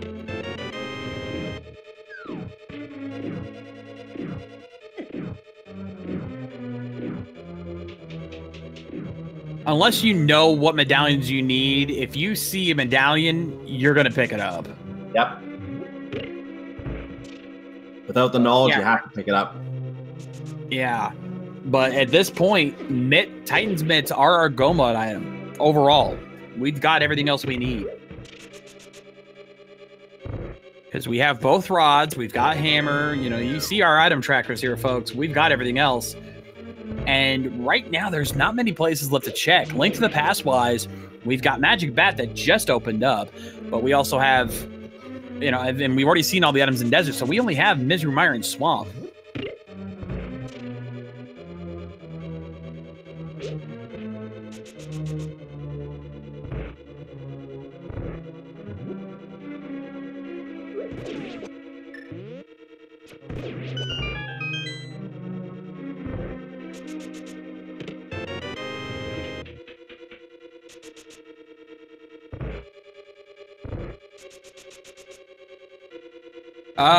To answer your question, chat, we cannot check PED because we do not have Book of Medora right now. And I was gonna say at this point, the likelihood of it being there is not very high. Even though I mean, it is possible because even though Misery Mire is a pendant, normally that would require the Titan's Mitt. We can access it from Zeebs, so it may be possible that the Titan's Mitt could be on pedestal just for that reason alone. But the likelihood of it's very low. Yeah, because you got both those pendant dungeons still in play, so, and those are like, you know, Swamp alone's got like 6 items in it, and then of course we still have all of Meridia. If I were a betting man, Meridia would be my play to look for Titan Mitts because there's so many item locations in Meridia that it would be the most likely place to have the Titan's Mitts. But there's still a good possibility one of those 2 dungeons could have it as well. Vanilla Big Key Chest and Swamp is my call. Not against the idea, but I'm just saying, like, if I were a betting man, the odds are in favor of Meridia. But I'm not against the idea that it could be in one of those 2 dungeons, Misery Mire or Swamp.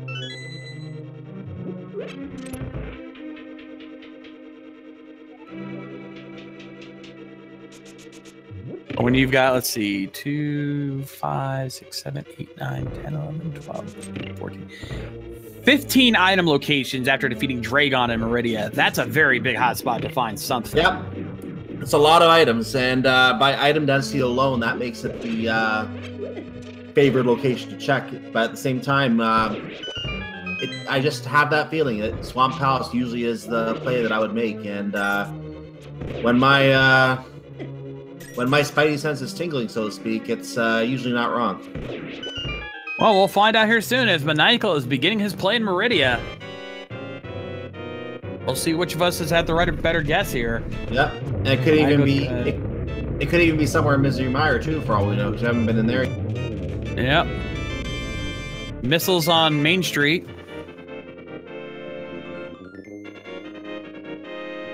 And I did not see what the other item was in there. But I assume if he's not going for it, it's probably not important.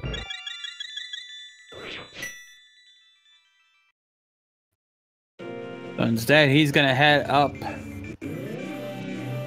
to Mama Turtle.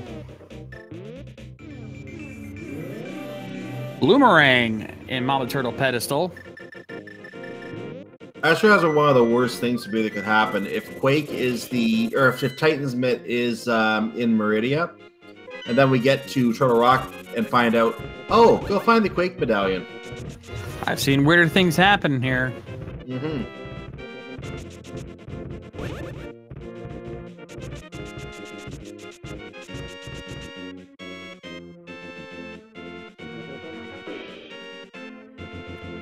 But I just realized Maniacal has not done Rick's ship yet?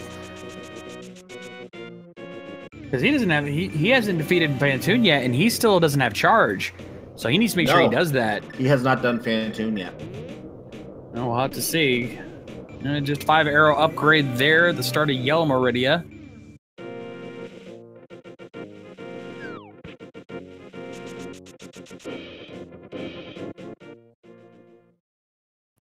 And we're now going to head over to the watering hole.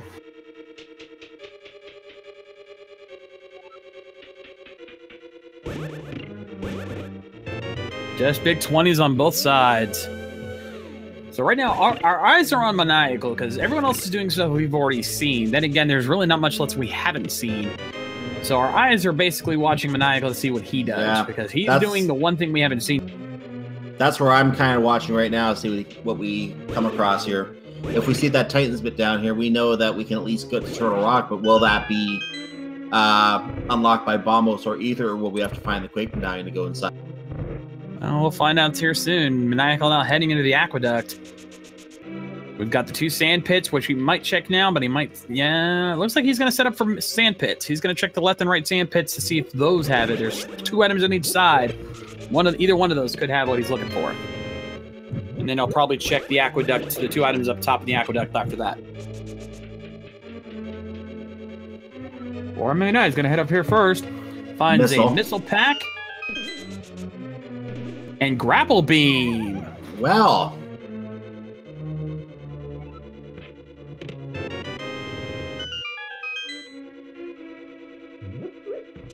Now, here's the thing. If he ends up having to reset after one of these sand pits, he's going to have to recollect that grapple beam, but at least he knows it's there and it's not that out of the way, so he's not too worried about it.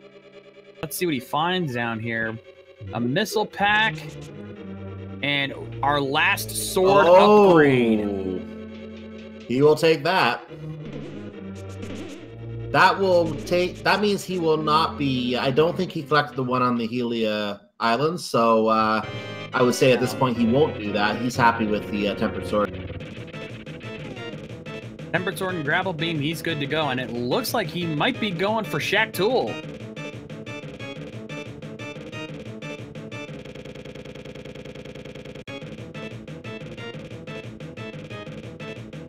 That was weird.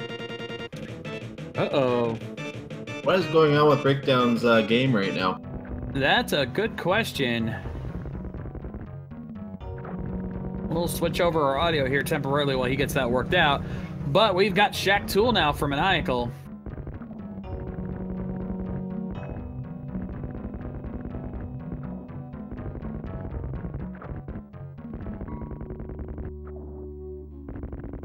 Whatever's happening, he's back now. So Breakdown is going into the Moldarn fight right now.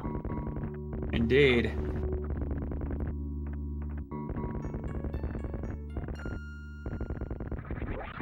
So a lot of fans are happy. We got a Shack Tool check here. You don't see this as often as we'd kind of hope for. Let's see if it pays off. I have his... nope, just 50 rupees. Nope. And there's a reset. So... He, I think he did save, so he is getting to keep his sword in that as well. No, he did not. Oh, no. He paid before all that. So he's going to go back and get his grapple beam and his tempered sword.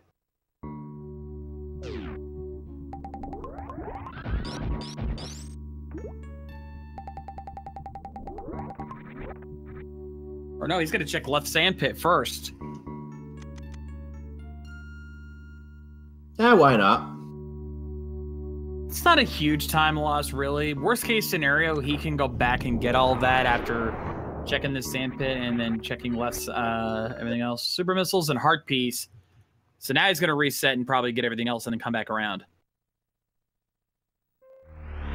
Makes sense.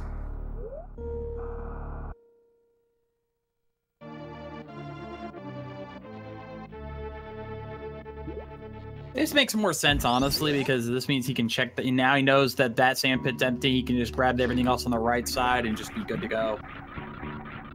That's even if he wants to. Like we said, he may not need grapple beam at this point, and we know there's another circuit on Lake Hylia. He can just grab that and be good to go. It looks like he's not going back for it, so yeah. He's probably... He might grab that tempered sword on the way back, but first, it's time for Batwoon.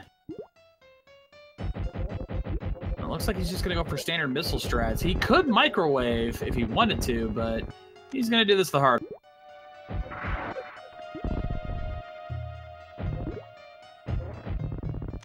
Hey, you know me, I'm a fan of a good microwave. Oh, wait, he can't microwave. He doesn't have charge. That would make sense. Yep. So that makes me confused why he didn't go back for grapple, since he could use grapple strats. He's going to have to go defeat Dragon the hard.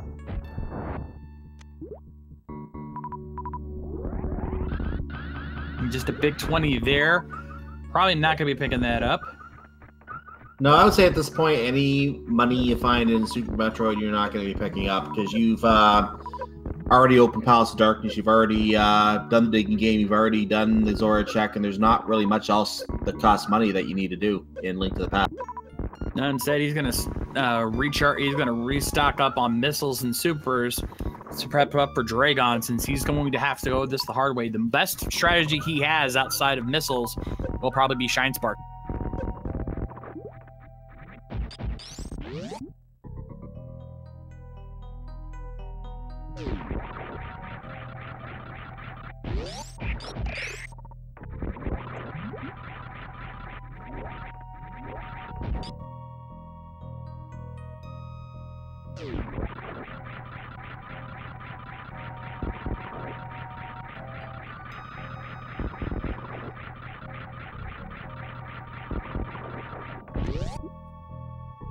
All right, so he's going to head in. We've got one last item to grab before Dragon here on the other side, and just some more missiles. Well, he's going to pick those up.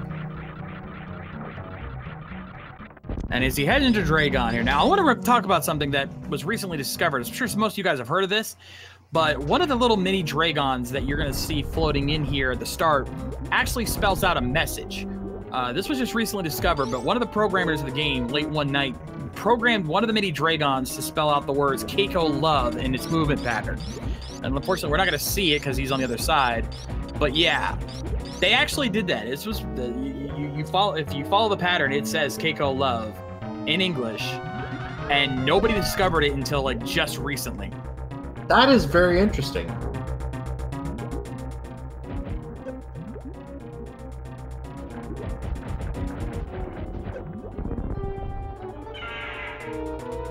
I'm curious how that was just discovered all of a sudden.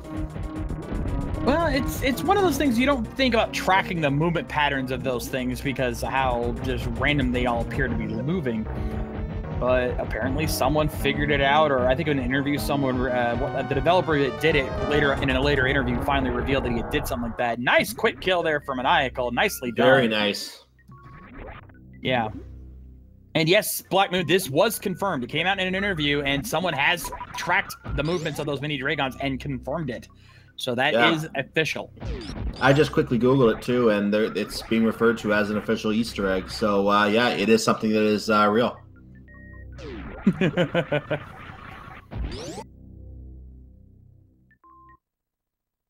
Zelnus, we're talking about how one of the mini Dragons, when they first come in during the Dragon fight, actually in their movement pattern spells out the word Keiko Love. One of the programmers of Super Metroid actually stuck that in after a late night bender as a bit of a love letter to a special someone. Yeah, as Big Bot points out, yeah, it wasn't really actually discovered. The developer finally just fessed up and said, yeah, there's a secret in that. And then people finally put two and two together and figured it out.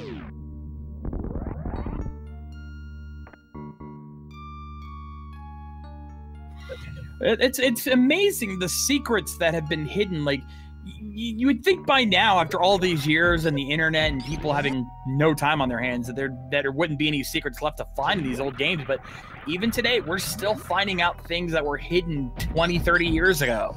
So never doubt the possibility that there's secrets in games that you don't know about yet. And not only that, that even certain strategies, as Maniacal's going back to get his temper sword, and now there's always new strategies to find as well. Like there are people who are themselves, and it feels kind of silly, weird to say this, but people who are younger than the games they are playing, finding these secrets that people who have played these games since they came out never found. It really is something to think about. Exactly. So that's the thing. Like the modern age of the internet has revealed so much, and there still seems like there's still more to find.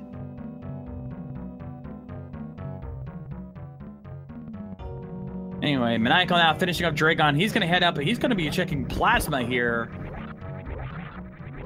This will be the last item check in Super Metroid. We have pretty much 100% at Super Metroid here, and we still have not found those Titans mitts. So that means they are in Link to the Past. It looks like you were the one that called it. It's going to be somewhere in Link to the Past, most likely Swamp. I'm feeling good about the Swamp call right now. I'm not doubting it at this point. It's looking a lot more likely as we go along.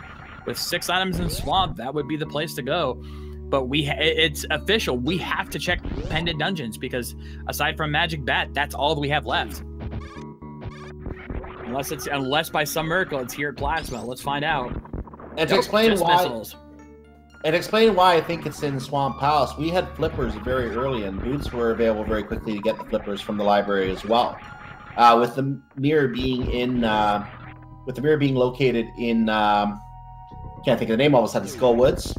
Hookshot was available over in Checkerboard Cave. We did have to make our way there through, I think through Zeebs, because we obviously couldn't get there through the normal way through the Titans location. But the fact that even if it's not a spot that's locked by the Hookshot, the fact that we had early access to Swamp leads me to think it has to be in Swamp. Speaking of Hookshot, Linkforce just picked that up from Checkerboard Cave. But yeah, that is it for Super Metroid. We have literally, actually no, there is one item that we have not seen, and that is X-Ray Scope. That is it. We have literally checked every other item in Super Metroid. Everything has been checked except for X-Ray Scope. So whoever gets to not just Swamp Palace, but either Swamp Palace or Turtle Rock at this point, those are who we're really going to be watching right now to see who finds that Titans mitt first. And that's going to tell us a lot about how the logic wanted you to do this game. Oh, actually, people are saying that X-Ray was checked. I apologize. I didn't. This is the thing. When you're watching 4 runners at once, it's very easy to miss a check like that. So thank you, chat, for keeping me up to date on that. But so X-Ray has been checked. That means it was just trash there. So that means, yeah, we have literally 100% at Super Metroid, and we still do not have our Titans mitts. And it's independent dungeon. It has to be. We know it's. Sorry, I didn't mean to interrupt you there because I wanted to finish that thought. We know it's not in Desert Palace. I think we found both items in Desert Palace. That leaves Swamp Palace, and that leaves. Actually, we can't even get to Turtle Rock. We can't get to Turtle Rock. It's in Swamp Palace. It's either Swamp or Mire. And the only other place that hasn't been checked outside of those is Magic Bat. Oh, Everything Mire else has been checked. I got the Pendant Dungeon mixed up. Yeah, Misery Mire is the Pendant Dungeon. Misery Mire so is yeah, it's either Swamp Palace or Misery Mire. Unless it's a Magic Bat. So that's the only 3 places we have left to check. They need the powder to get Magic Bat. Did we find the powder? I don't think we have. Yes, we did find powder. That was on the Norfair Escape. Ah, okay. And if we hadn't checked X-Ray, we're about to, because Maniacal's heading there now. And that will be his last item check. Most likely.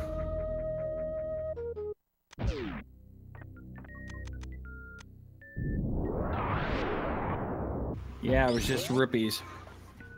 So yeah, that's it. Super Metroid is clear. There is nothing that has not been checked in Super Metroid. The Titans mitts are not there. Period. I'm being reminded in chat, and I kind of alluded to this earlier, but now that Super Metroid is 100% clear, this becomes more and more possible. What if it is on the pedestal?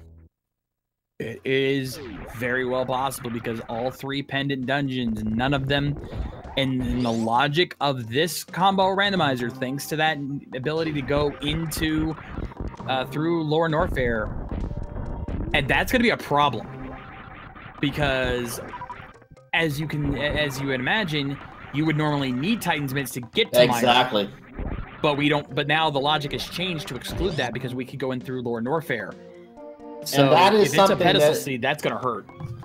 And that is something that can mess up a lot of runners. I'm not talking about just tournament runners, but a lot of runners in general running this even casually could play this and think, oh, well, okay, so they're going through their mind to think, where could this Titan's Mitt be? And then they think, well, it can't be on pedestal because you need that to get into Misery Mire. Well, no, this is not. This is one of those cases where the combo randomizer could really mess with your head. It can really screw up your thinking because you don't associate Titan's Mitt as not being needed to go to Misery Mire. And it's don't mean to cut you off here, but speaking of, check out Linkforce0. He has doing Misery Mire play. This is one of our plays. It's either here or in Swamp Palace. If it's not in either of those, it has to be on the pedestal.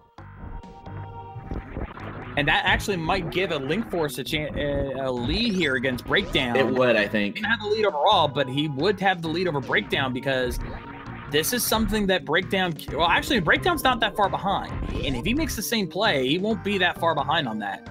So let's not assume the advantage just yet. As soon as Linkforce finds that Titan's Mitt, or any of these runners, I guess, at this point, because what else does Linkforce need? He still doesn't have the King of Samaria, so he's still going to be full clearing Mr. Mire looking for that as well. But as soon as we know where the Titan's Mitt is, it's still not go mode. I'm going to say that right now. It's still not go mode until we know what the medallion for Turtle Rock is.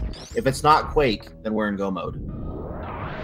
Yep, there's missiles to start things up. That's our first item. One of 2 items in Misery Mire is a missile. So that's ooh, we're on pins and needles here. One more item. Will it be here? Nope, it's a key.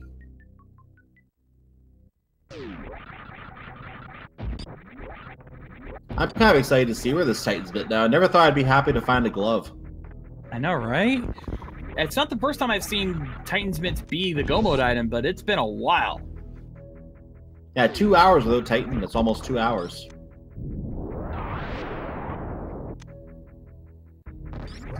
Yes, Chad, that is correct. This is 2 races and 1 seed. Top row is 1 race and bottom row is another race. So it's Breakdown versus Linkforce and Maniacal versus cantaloupeme. Zosti, answer your question. In some cases, it depends on what dungeons are required for Link to the Past, but more often than not, it is. Oh, and also getting into Ganon's Tower, because you have to go... the only 2 ways to get to Ganon's Tower both require Titan's Mitt. So yes, Titan's Mitt is guaranteed required. In every seed, it's required, because you can't get to Ganon's Tower without it. Oh, and look, Breakdown is making the play on Misery Mire. So if the mitts are here, they're both going to have it, and there's going to be no real gain for Linkforce, except on top of the lower 2 runners who he's not racing against. Indeed, there's a small key. Still haven't found that other item yet. Stopped and thought about it for a moment. Okay, what now?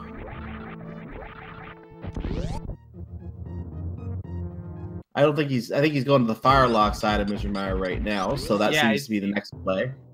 He checked the upper chest, but he did not check the lower chest, so he's going for the vanilla big key chest. He missed. Oh, he did get the upper chest already? Okay. Yeah, he did get the upper chest, but he did not get the vanilla big key chest. So he's going to do the cutscene test. Worst cutscene in the game. Not the longest. They're all pretty much the same length, but definitely the worst in my opinion, because it is the only one you don't see anything happen. You just see the screen shake for a minute.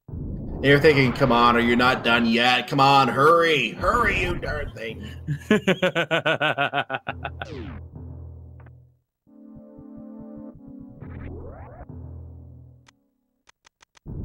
This is what an earthquake in Hyrule must feel like.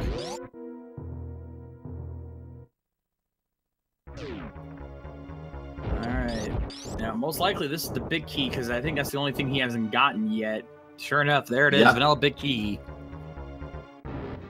So that means there's 2 items left. 2 item locations. Big chest and Vitreous himself. He is really hoping that the item is in the big chest, and more importantly, that it is the Titan's Mitt. Otherwise, he might make the gamble on Vitreous and come away wasted. And I guarantee you, Chad is hoping it is not in either of those locations. Well, I mean, in terms of the Titans, man, anyway. Because you know our chat, they love to troll. Yeah, pretty much. Pretty much. When I'm in chat, I'm the same way. Yeah, we're all the same. Yeah, don't think we're shaming you there. Nope, just missiles. So that's the last items. It is Swamp Palace or Pedestal. That's all we have left. Swamp Palace or Pedestal. Swamp or Pedestal. Yeah, if it's Swamp Pedestal, that is absolutely disgusting. So it better be in Swamp Palace. Oh, actually, our tracker Zelda's brings up a point. There is one other item location we have not checked yet, but it still ties back to Swamp.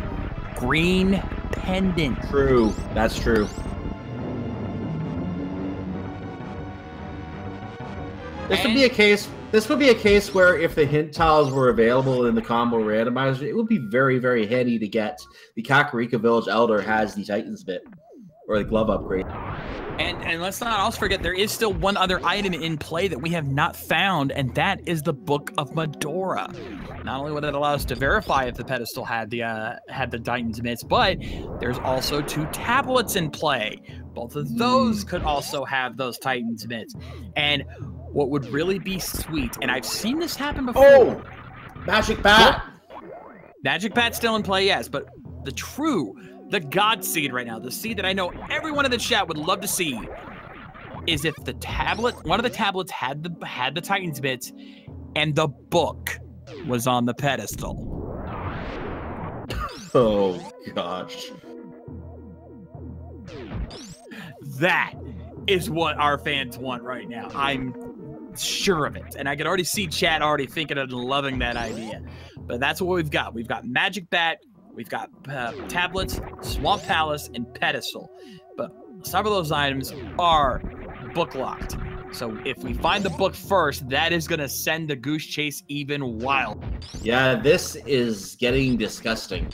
I really want to just see a swamp play at some point just to confirm if that is where it is and just to make sure, okay, what kind of Goose Chase are we going to be going on right now? Because there is still that book possibility out there. It could be locked behind the book, as was noted. So, ooh, man. This is the part of the race where you start to get that second win. You know, it's been slow for a while. We've been relatively well paced, but it's been slowing down here and there. But this is when you start to get on the edge of your seat, because you start to realize that last item trolling you so hard. This is where the fun starts.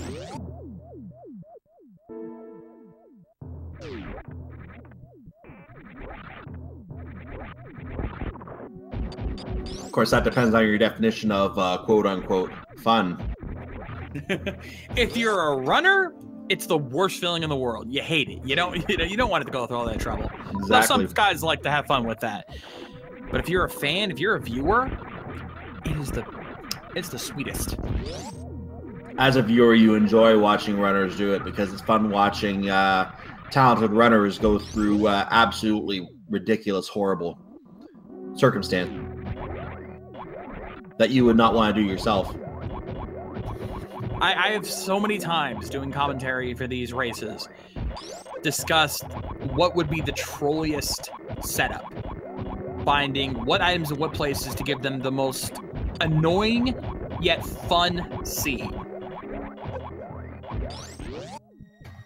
You know, you don't want it to be frustrating because you want to enjoy the race as much as they do. Of course. But you just want to be just that level of trolliness to make it fun. That is the true essence of what makes these randomizers so enjoyable.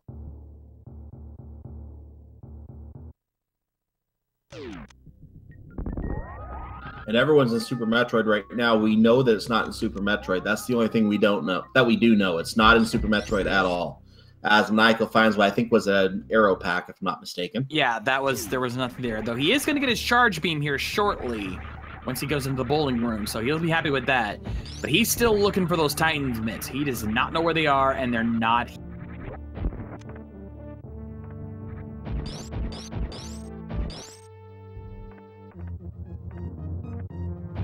So right now, this is just us sitting back and watching this. Actually, I didn't get a chance to see who was here. Power bomb's a shame, just 10 arrows. So 10 arrows a shame there for breakdown. And the reason why that room is called Power bomb's a shame is because in the non-rando runs, in vanilla runs, that room, if you're speed running, you should always have enough power bombs to get through this. And if you have to pick up that power bomb pack, it's, you know, power bomb's a shame. As Breakdown and Linkforce almost in sync now, taking on the Rider Pirates.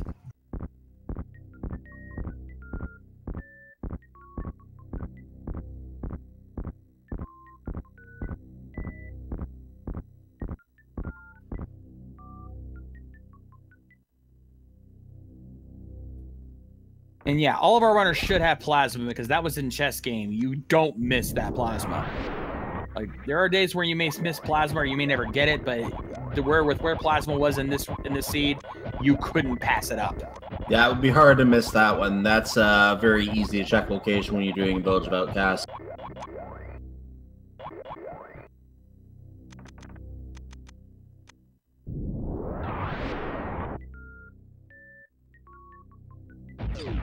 Now, in terms of our upper race here, Linkforce has the advantage going into Ridley because he's got a few more E-tanks to work with.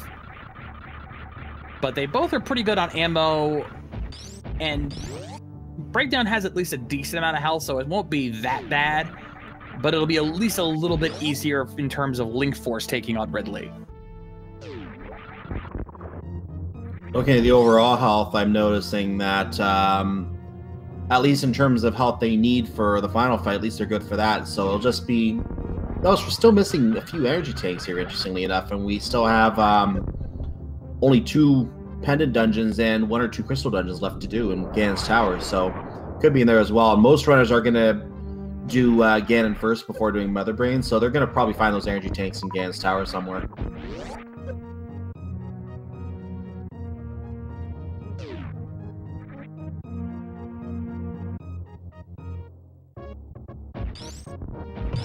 At this point, all we're waiting on is to figure out who of our runners is going to make the play to Swamp Palace first, since we know Misery Mire's a bust. Swamp is the big play. It's not the only play, but it's the big play. And I think Maniacal might be close to making that play now. But we can now automatically assume that at this point, they will not. Pyramid Fairy's dead. That is guaranteed. He's going there. He's going there. He's making the play. He's going to Swamp. Ladies and gentlemen, here we might have it. This is the moment of truth. Is it in Swamp, or is it somewhere else? This is where we've hypothesized the Titan's Nits to be. The logic has been suggesting Swamp very early in the seed, with the mirror at Skull Woods, with the flippers in the library, easily available with the early boots. It makes perfect sense for it to be somewhere in here. So let's find out right now as Maniacal is about to flood the dam and start looking. Indeed. This is going to be interesting.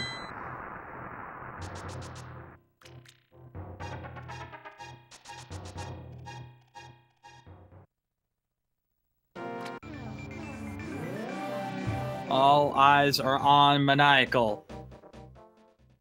Also, at this point, we should mark that Maniacal does have charge beam now, so he should be good to go. Yes. Yes. This is a moment of truth here. Of course, first chest is guaranteed to have a small key. We knew that was a key, because if you don't have the key, you can't go in. But the rest from here is up in the air. There are 6 items in Swamp Palace. Here's the first possible one right now. A map. That's not an item. Just killing us with the suspense, putting a map in the first chest now. I know, right? It's teasing us right now. It's teasing us.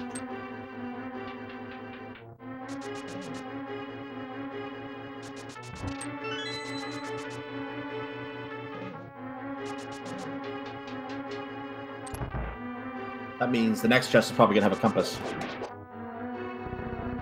It's going to make them do left side. I'm calling it now. They're pretty much. Be forced to do pretty left much. Side.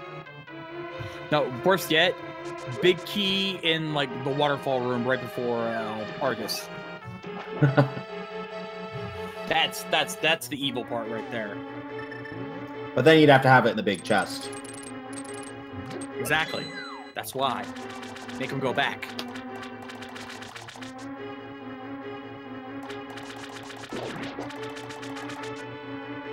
Alright, so Maniacal now working his way through. Cantaloupeme working on Dragon now, getting that Keiko love. This will be the compass. Let's see. No, half magic. I'll take that. Item number 1. That is item number 1. And he's gonna go right to Argus. He's making the gamble. It's not an unfair. It's not a bad gamble. It's not a seriously. Oh, this could be a make or break moment, but because you're checking left side is not that hard, honestly. But it's a small gamble nonetheless. Since we already have the map, I actually don't like this gamble because there's only one actual item, dungeon item left, and there's 2 items on the left side, or 2 items. Well, the big key. And the big key could, of course, be on the left side. So I don't like that gamble at all right now. Well, we'll see if it pays off for him. Maybe he gets lucky and finds it. Let's see. We've got there's the big key, and there's the big 20. That's our second item. 4 to go. If those fall room to find magic cape. What was on the cape location again? It was just something we didn't High need. jump boots. High jump boots. Okay. High jump boots. I knew it was a Super Metroid item. Yeah. And I doubt he's going to go back for that because he definitely doesn't need it at this point, especially since No. he's space jump. And we've already 100%ed Super Metroid except for Mother Brain. Exactly. So there's really no need to pick that up at this point. So on to Argus. Time for some calamari. This will very probably be item number 4, and we're gonna have to go back in if it's not Titan's Mitts. Indeed, Cantaloupe now checking Ice Rod Cave. Also, we should note Maniacal does have Tempered Sword, so we might want to update that again. Shout out to our trackers, because he is using Tempered Sword right now. He did go back. That's to the true. sand I see that. I see that. That is Bacon Blade. I call it Cheeto Blade. Okay. Okay, so is this it? Compass. No, it's a compass! We're going back in! We're going back to the left side. We have 3 items left, meaning all 3 of the chests remaining are items. Big chest and both chests on left side. Also, this was green pendant, meaning Sir Hasala now has an item in play. So any one of those could be our Titan's Mitts. Prep yourself, folks. And Quake could be in here too. If both items are in here, we know it's go mode. Exactly. And I said vanilla big key chest, which I think is that last one on the left side. Yeah. We've already checked Misery Meyer to answer your question, chat. Meyer has been checked. We've already we found both items in there. It is not there. All right, what's in the big chest? Missiles. Nope. Left side. Left side it is. We are looking for 1, maybe 2 items. We're looking for possibly the Quake Medallion, but guaranteed we are still looking for the Titan's Mitts. And if it's not in these 2 locations, the pedestal is calling. It's a very good possibility. Not entirely. There's still Magic Bat. There's still a couple other locations, but a book could be in here. It could be leading towards the tablets. Could have the Titan's Mitt. So we need to find some kind of progression. If not the Titan's Mitt, some kind of progression leading to it, or it could again be Magic Bat. He got the key, right? I'm gonna assume he has 0 keys. I assume he might have gotten it earlier in this. Yeah, he got the key. Otherwise, he'd be in trouble right now. But no, there's no more locked doors. He already got the key. Whew. Almost had a heart attack there. Yeah, once you do it once, you don't do it again. I know. Oh, the chat's begging for it. They're pleading for that pedestal. The chat really wants that pedestal. To think I just said last chest in the swamp, and that would make me happy. Chat really wants him to go to town. That's chat for you. That's what they love to do. Yep. Well, let's find out. We're on the right. We're heading to the left side now. But maybe 2 chests put left to go. Quake on the pedestal and make that required. Power bomb. And if I'm right, we're down to 1 item. If I'm right, this is the Titans bit right now. 3, and it is 2, Morph 1. Ball Bomb. No! Morph It is Ball not Bomb. here. Magic Bat. Magic Bat or green pendant turn in is all that's left. We were both wrong. Indeed. And he is going to Sir Hassela. Chad is loving this right now. Oh, they are having a field day with this. Sasrala, what have you got? What is your green pendant worth? At this point, All right, this or Moment Magic Truth. Bat has to have something. What do we have? We have the Titans bit. There it is! Now, I am not going to officially call Go Mode at this time because we still have one more item in play. We still have one medallion that could potentially be it. But for now, we are heading to Ice Palace. And it could be, we could have still Quake required. We don't know that yet. So it is possible. Until we either check Turtle Rock or find the Quake medallion, we are not calling Go Mode at this time, but we are very, very close. And with Titan's Mitts now in play, a bunch of item locations have just opened up because we have Dark Death Mountain in play. We have Jeremiah in play. We have Lunchbox in play. Hookshot Cave, yeah. Peg Cave in play.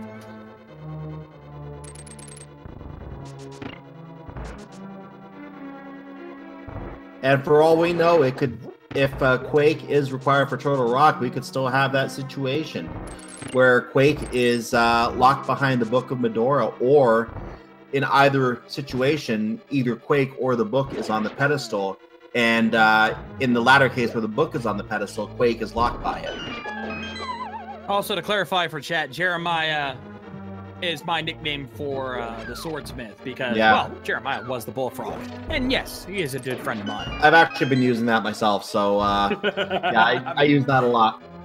I've been doing that for years.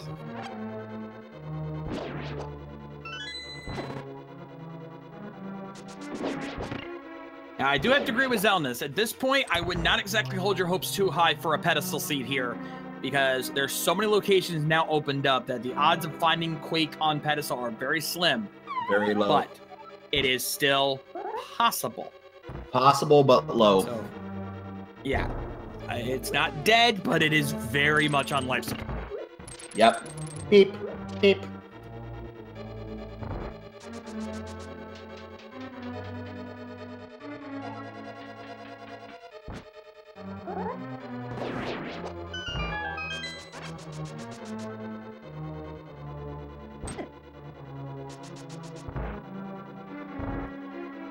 Michael's gonna...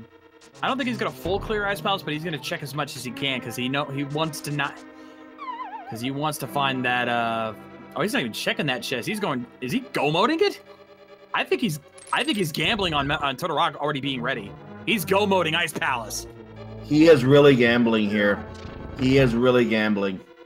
I would not feel comfortable with this. I would have just gone straight to Death Mountain, gone straight to Turtle Rock and done that first, but he really is going for it.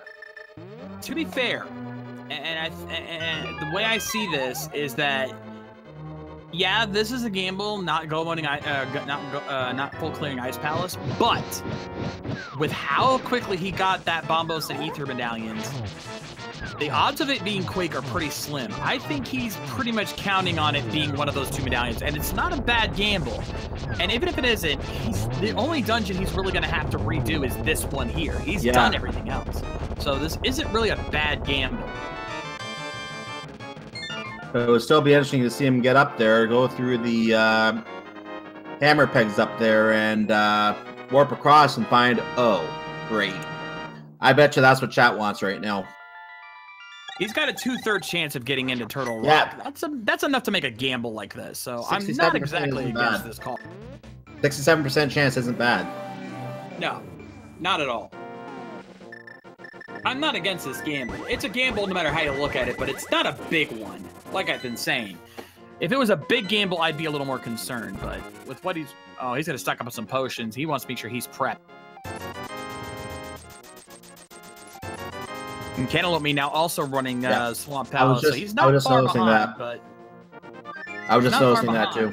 But that lack of hook shot is going to cost him, because remember, he can't complete this dungeon. And he has to in order to get the green pendant 4. And this could, in a way, be good news for him. The fact that he doesn't have the hook shot yet. He's not going to be able to check the... well, actually, no, he still can check left side. But he can't finish Argus, obviously. So, no.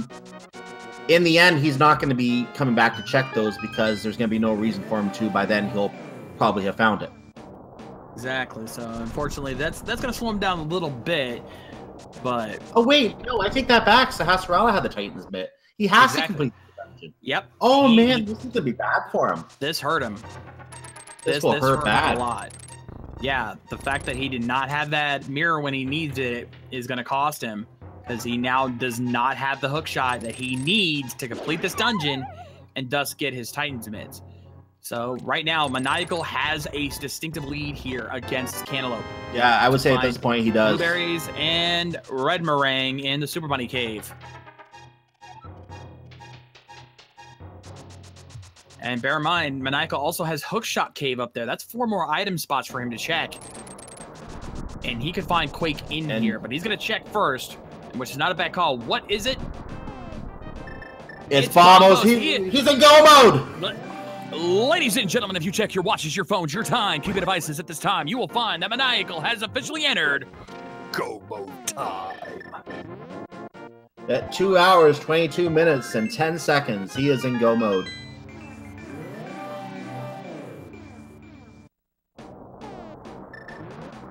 That's a weird way to go into go mode. It is, but that he took a gamble. He felt he was in go mode, and he was right on the money. So that was a good call there for Maniacal. This was, you know, and this was the worst thing that could have happened to Cantaloupeme, because if the Quake Medallion was still out there, he could have caught up. But with Maniacal now fully in go mode and on his last dungeon, there's little chance for Cantaloupeme to catch up. And he's been doing great this run so far, so that's... He has been. Yeah, Maniacal is one of those absolute top-tier runners of this combo randomizer, and when Maniacal's in go mode, if you're in any way behind, it's going to be hard to come back. Like, yes, you can beat him, but... You gotta be kidding me! Well, that saves us the trouble of wondering where Quake was. Oh, we know where Quake is now, yeah. It couldn't have been the access medallion. It's inside. Oh, that's just wrong. That is just my God. Oh, man, I needed that. I needed that. Still, Maniacal now working his way through it. All he's looking for are enough small keys to get through, and the big key. So while we're getting through this dungeon, since there's really not much else for us to do, if you are not subscribed to the Speed Gaming, any of our Speed Gaming channels, or have not helped us out with some bits, now might be a good time. If you are a subscriber or have cheered 250 bits or more to any of our Speed Gaming channels, you can participate in our Big Key guessing game. Well, we won't talk about it yet because we're not there yet. No, but I'm giving people a chance to do it now while they can, so that when the Big Key guessing game starts, they can officially participate. Not yet, Eric Cragon. We still gotta finish, but once we get to that, if you're a subscriber, don't enter your numbers in chat yet, because the game that has not started yet. We'll let you know when the game has started, so that you can enter your numbers in chat for the game that has not started yet. Yeah, but we're giving you guys a chance. If you want to officially participate, now's a good time to make sure you show your support. And just to be fair to the people watching our VOD after the fact, either here or on YouTube, either on Twitch or on YouTube, this Big Key guessing game is a game that we play in the live Twitch chat. Why don't you come out, come hang out with us? I can't even talk anymore. Why don't you come hang out with us for a race and play with us sometime? Yeah, indeed. And remember, if you want to cheer to show your support, it's got to be 250 bits or more. If you're already close to that, go ahead and cheer in the last. But also, thank you to Cantaloupeme for the 100 bits there.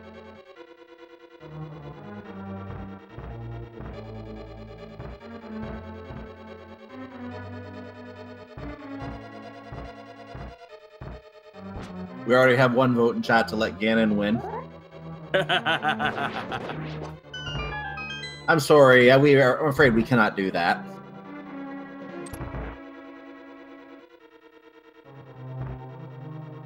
And thank you to Adam for a 250-bit donation.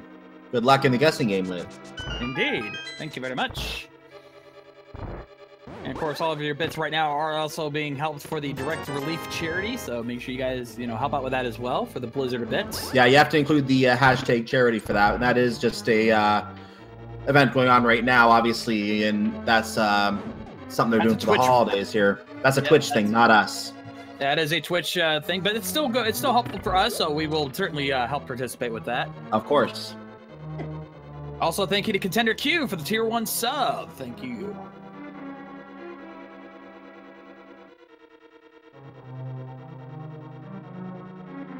And Adam Dahl also subscribed with a Tier 1 sub. Oh, wow. He's covered on both sides. He's prepared. He is. As Maniacal now into Laser Bridge. All he needs is a small key. Once he's got that, he is good there. Well, there's your small key. He is on to try next.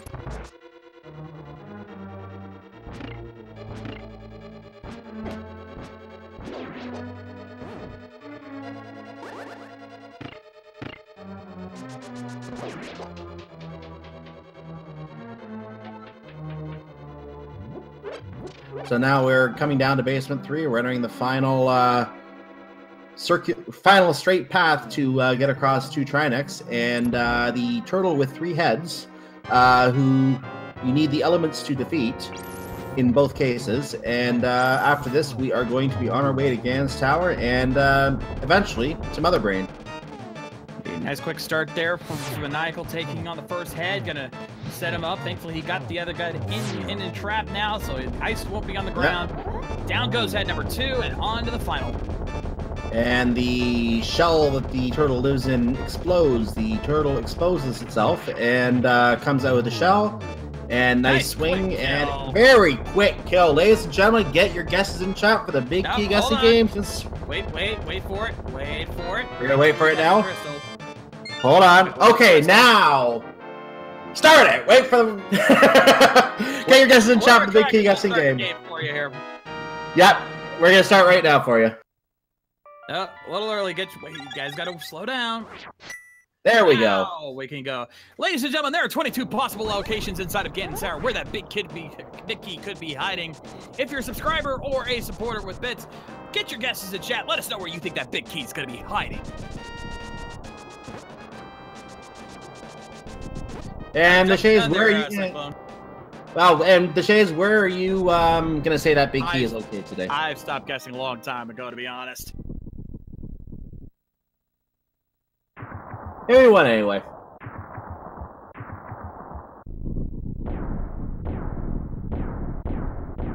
And thank you to Count Zero for the Tier 1 sub as well. Got a lot of good subs in here. And now, as our tracker will be ending the count here shortly, let us get the count underway on our end and find out where that big key is gonna. So here comes number 1 and number 2. And will we get a full right? We may get a full right. Let's see. Heart piece. And a heart piece. He is going full right. Probably will skip tile room. A lot of runners are making this full right play lately because it takes less time to check these 4 chests than it does to go through to mirror out and go through the entire left side only to come back through if you have to. So a lot more runners are making that play lately, I find. Makes sense. Yeah, this is a little bit faster, and if you find the big key here first, you save yourself a lot of time. Yes. And thankfully that fire rod easily able to take out these Gibdos and sets up the Cane of Samaria to knock down those, to hit that switch. All right, so here we come, number 3. Map, number 4. Missiles, number 5. More missiles, number 6. Power bomb. No power bomb. He is going full in. Well, he's going to get another key here, I think, and then he's going to mirror out. There he goes. Key to be safe. Meanwhile, I'm taking a peek at the other runners here to see if anyone else picked up the Titans, but no one else has. But I think only Cantaloupeme was the only other runner who could go to Swamp, so it's still a wild goose chase for those runners right now. All right, number 7 on the torch is a big 20. Bob will live today if we get that far.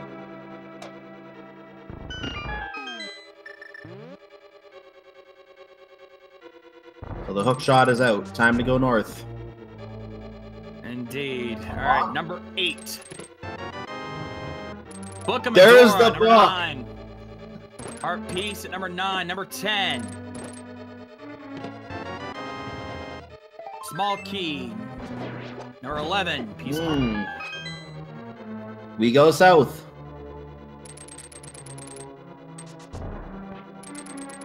Now, if this were Key Sanity, we'd be starting to say it's on the tablets, but this is not Key Sanity. Thankfully. All right, number 12 in the fire bar room. Small key.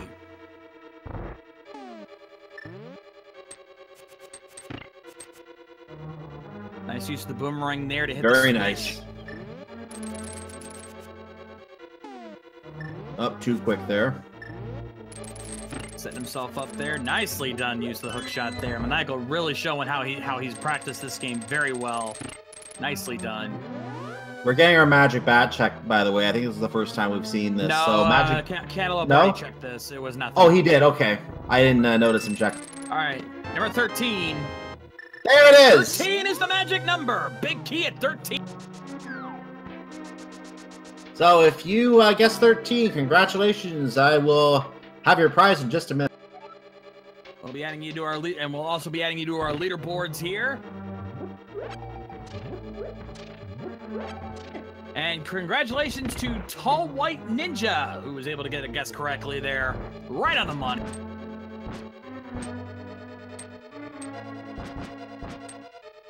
So as noted, your prize is a spot on our leaderboard, and it should be noted that our leaderboards are now game specific. So this is no longer mixed with other randomizer games. This is now its own leaderboard, its own event.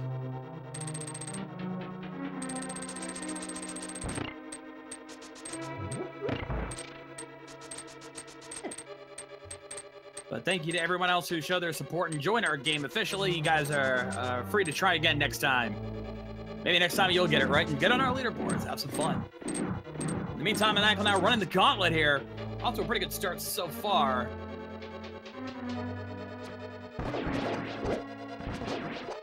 With that 10th sword.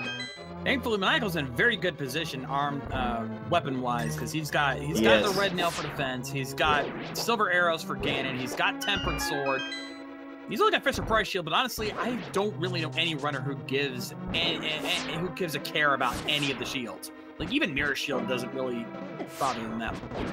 I'm sure if the runners had the choice, they'd be happy to try it without a shield. Just sometimes they're forced to pick it up because they're out of chests, but I'm sure they wouldn't mind doing it without a shield. I think for them, at the very minimum, it's like, if they can get Mirror Shield, great, but if not, they'd rather not have a shield at all.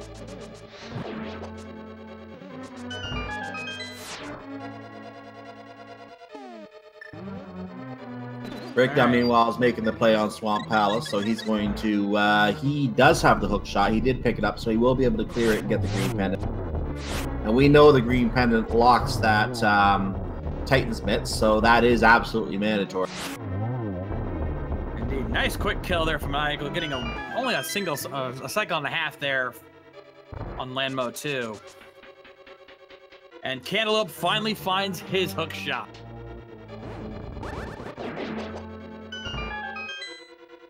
Stands and stares at the block for a moment, contemplating his life choices.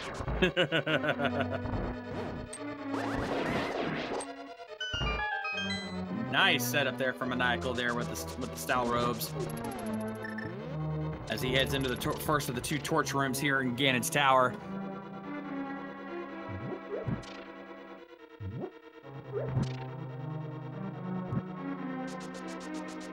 Very nicely done torch room. Lots of time. Indeed. Again, his execution is very on point. Again, I've seen Maniacal. I follow him on Twitch. This guy really knows both these games really well, and he's showing it. He's especially good in Link to the Past, as you see here. All his practice is really paying off with this combo randomizer, and since he does not have anything else to get, he's not even going to bother checking those chests. He's got his keys. He's ready to finish this race. Yeah, no reason to check any other chests. He has everything he could ever want here, and this could be a sub-3 time for him. It's possible.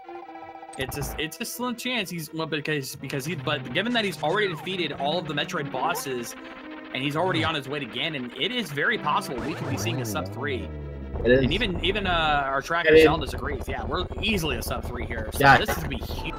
And for this seed, where the Titans Mists were so late in the seed and sending you all over the place looking for him, that's a pretty good time. Yeah. This would have probably been normally a 3.5-hour seed, and it still could be for some of our runners. But for Maniacal, the fact that he did all of this in just over 2.5 hours is insane. That is some serious props there. As Maniacal now heading in to Agatu.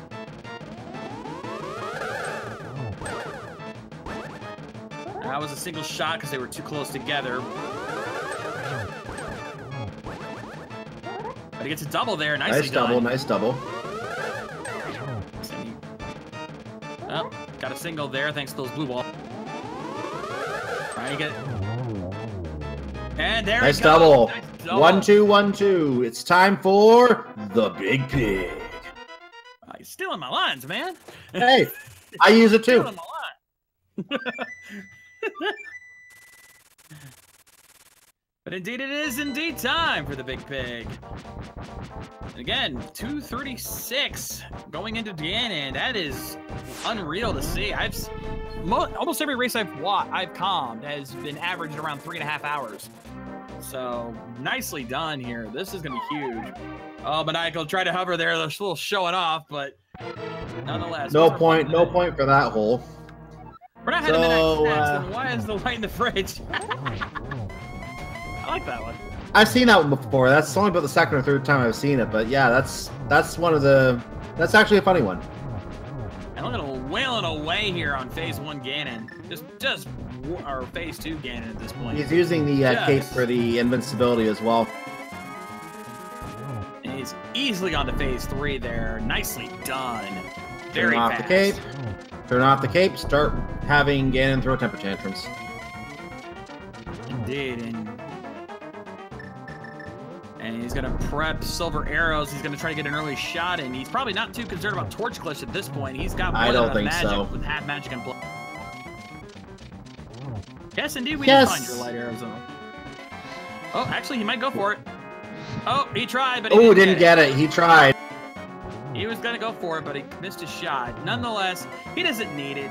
If he gets his shots right, he definitely should be able to finish Ganon. Oh, he lost the torch. Darn. Right as he went to swing. You're going to try and line up a double now is the question. He can do it. He's trying. And he got him. We got bacon. So, ladies and gentlemen, get your G- in chat for Maniacal, because he's now finished the first of his 2 games, but not GG yet, because he still has to go and assail the brain. Indeed, get your single G's in chat there. Very nicely done by Maniacal. Again, such an early run here. He's going to hard reset now and go back into Super Metroid. All he's got left to do is take out Mother Brain. Yep, it's time for the brain.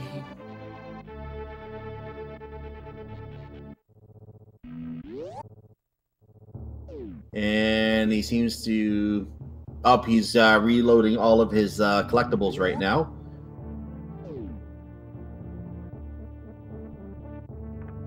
And he's off.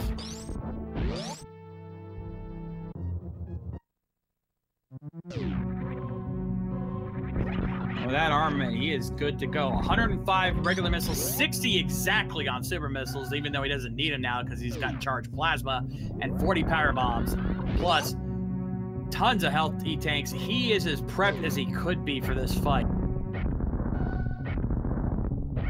Though, you know, there's still one weapon upgrade we never saw. After everything we've checked, we never found wave. Did you say wave beam? Yeah, wave beam was never found.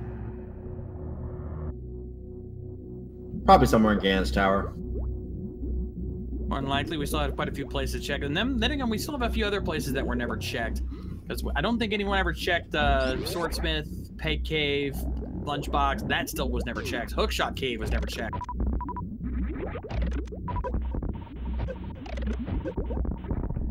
Yeah, I thought someone did check Hookshot Cave. Maybe not.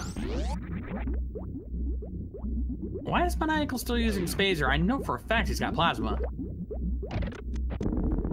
He should have ice. Yeah, he's using the ice beam, obviously. He's got the ice beam, but maybe he's saving plasma for later. But Maybe. I know he's got it. You couldn't pass up plasma. It was a chess game.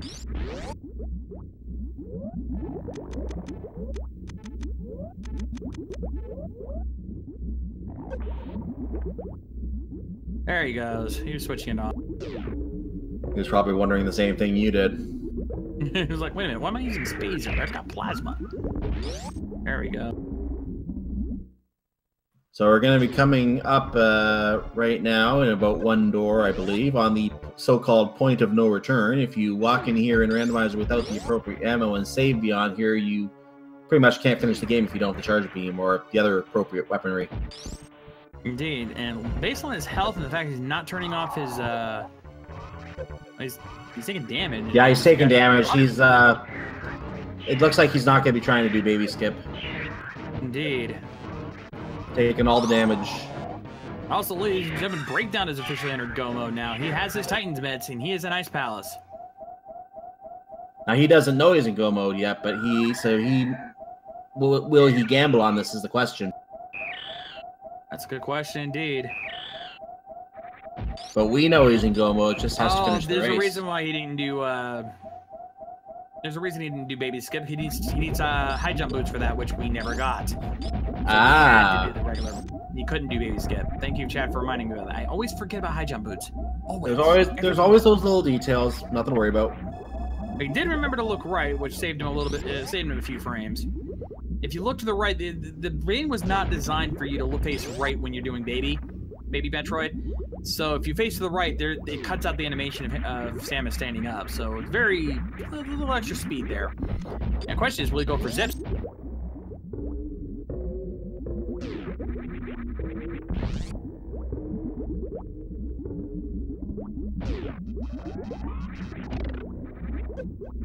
He's setting up for it.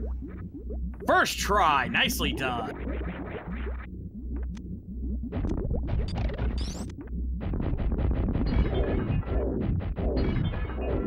And what we have here is a brain in a bottle, which is no longer in a bottle.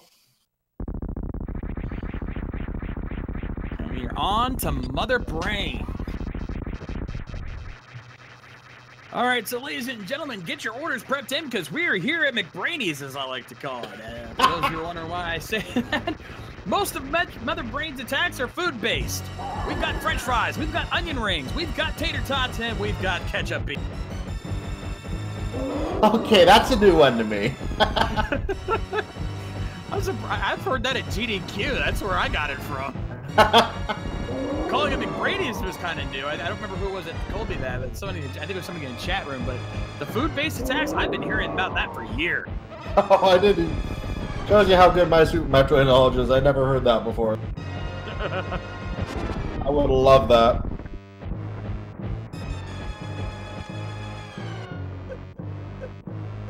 Well, looks like he might be setting up for an early. Yep, here comes the charge. We'll go for stand-up glitch. Looks like he got. Yep, he's going for stand-up. Let me make sure he is.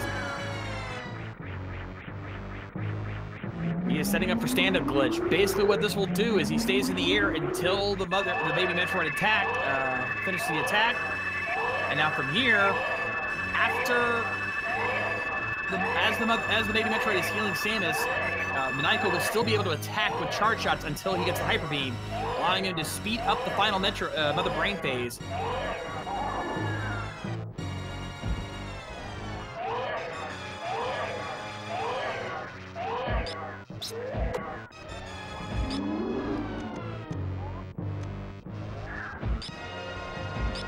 So Maniacal is going to get a full heal while shooting shots at Mother Brain's head. He has to be very careful not to shoot too much damage, because if you do, you can literally soft. Well, I wouldn't know if I would use the term soft lock, because basically you just have to wait for the game to realize what you did, and it can take a couple hours for that to happen.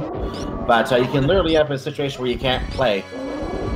Indeed. I've seen runners set it up that they get like literally one shot with the hyper beam to finish it off. Me too. I've seen that. Like last race I calmed, one runner got it to the where just one shot of the hyper beam and they were dead. I've seen that too. And meanwhile, there's your saddest moment in Super Metroid history, the death of Baby Metroid.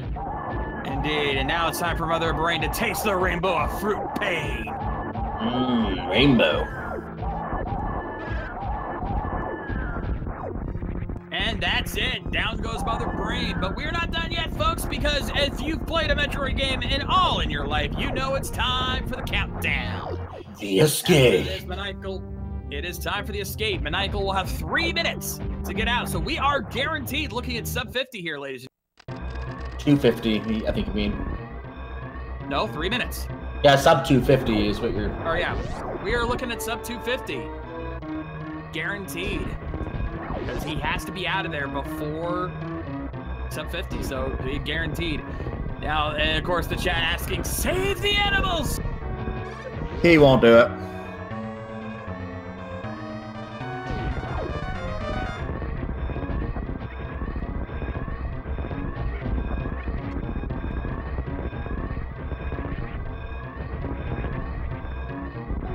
Pretty good so far here.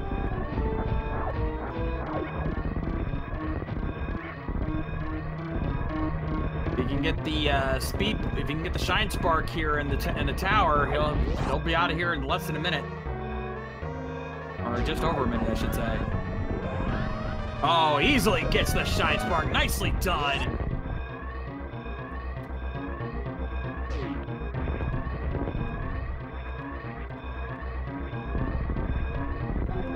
Just crawling his way through the lobby now.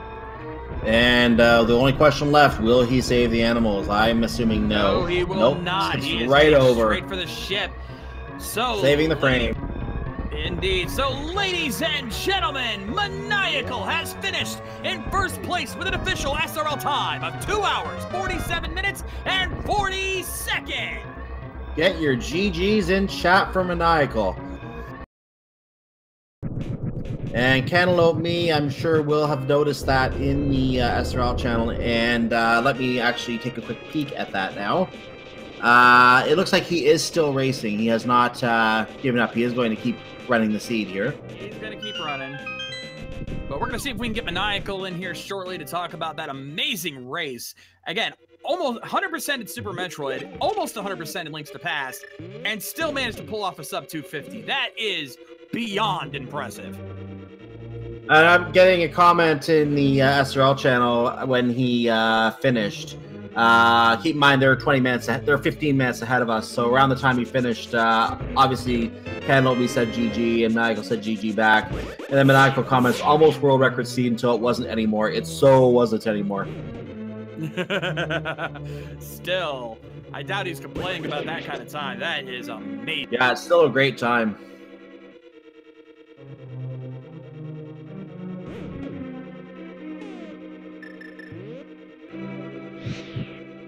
And he will be joining us soon. He's just going to go ahead and... Actually, we're going to have him in here right now. Ladies and gentlemen, our winner, Maniacal, joining us here in the channel. Congratulations. GG. Hey, thanks. How's it going? Doing good. So how you feeling about that, AC? That was amazing.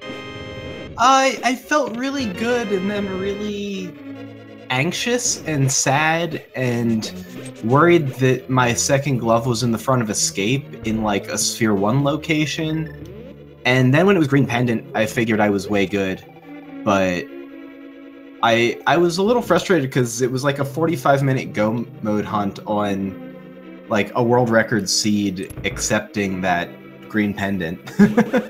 But this was a cool one. It was definitely weird. We were definitely trying to figure out where that Titans bit was for a long time. You were the first runner, as you know now. You're the first runner who pick that up. The only other runner who even has that right now on our restream is Breakdown. The others may have it, we just don't know yet. Breakdown is the only other runner who even has it right now. So that Titan's Mitt was well hidden. Correction on that, Cyclone. Cantaloupeme has to have it because he's an ice power. Oh, I just not updated on the tracker. Okay, and Linkforce is on his way to the green pennant right now, so he will have it soon as well. Probably in real time already has it. But that shows that it was hard to find today, and it shows that this is where a question I like to ask comes in, because a lot of runners tend to avoid Swamp Palace, but if you follow the breadcrumbs, we had access to Swamp Palace very early.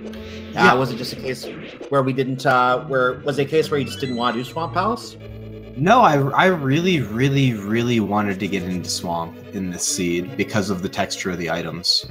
I was definitely looking for an excuse to get over there, but because it was green pendant, I guess I'll back up and I'll say that Varia got me Gravity, and the only thing Gravity got me really immediately was that hook shot in the Mire area, because that was my way to get into Lower Norfair and into the Mire area. And I felt really good about the Mire skip, even though it was Bombos. And because I'd gotten the hook shot. If I hadn't gotten the hook shot, I'd probably do Desert and Mire there for value, because it's so out of the way to go back, even though they're both pendants.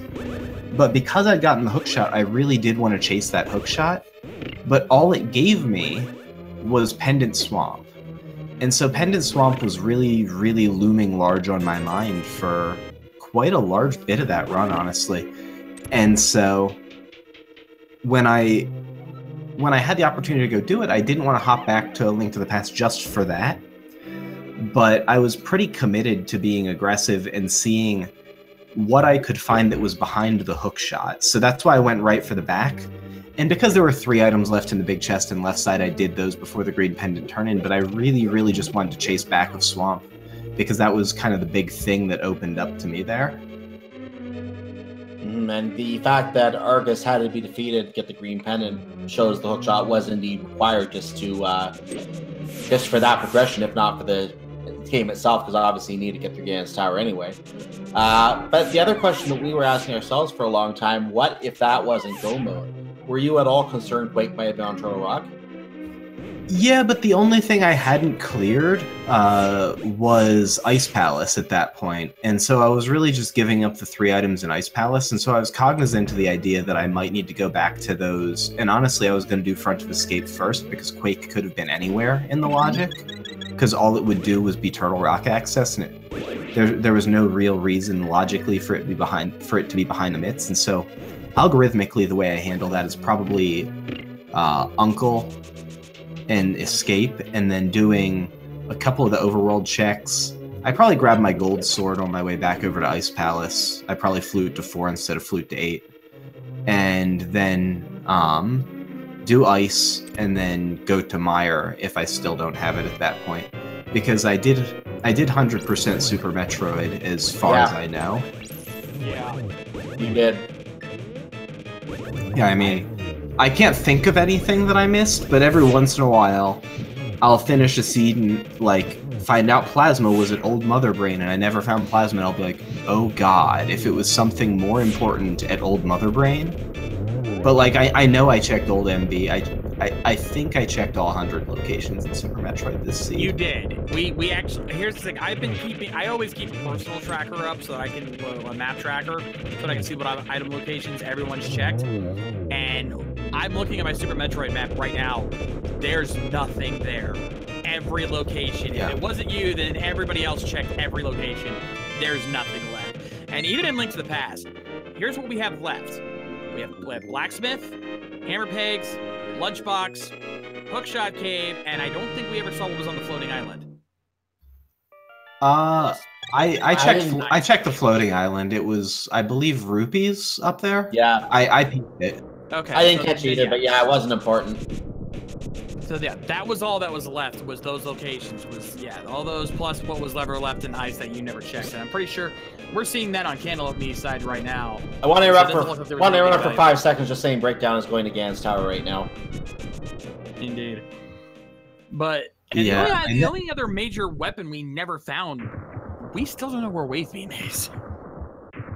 Yeah, I thought it probably was at like Pyramid Ferry or something. I don't know if we saw that, but I imagine like it would be weird if we. Yeah, no, nobody's going to Pyramid Ferry because Turtle Rock's going to be in the last dungeon since. I had hypothesized that earlier too when we first saw the map check, and as soon as you see a red crystal on Turtle Rock, like I'm the kind of guy who looks at it and says, okay, what is the odds that this could come up early? It could come up early. This is something I want to check. Turtle Rock being a red crystal, and then especially when it got to the point that it was pretty much going to be the last dungeon you do because you had to be in go mode to get to it anyway. Pyramid Ferry wasn't even in the back of your mind, so we don't even care about Pyramid Ferry. As soon as we knew Titan's Bit was all that was left, we didn't care what was in Pyramid Ferry unless it, for some reason, happened to be Quake needed for Turtle Rock. And actually, that couldn't be. That couldn't even be that, so forget what I just said. The fact that it was so late just ruled it out immediately.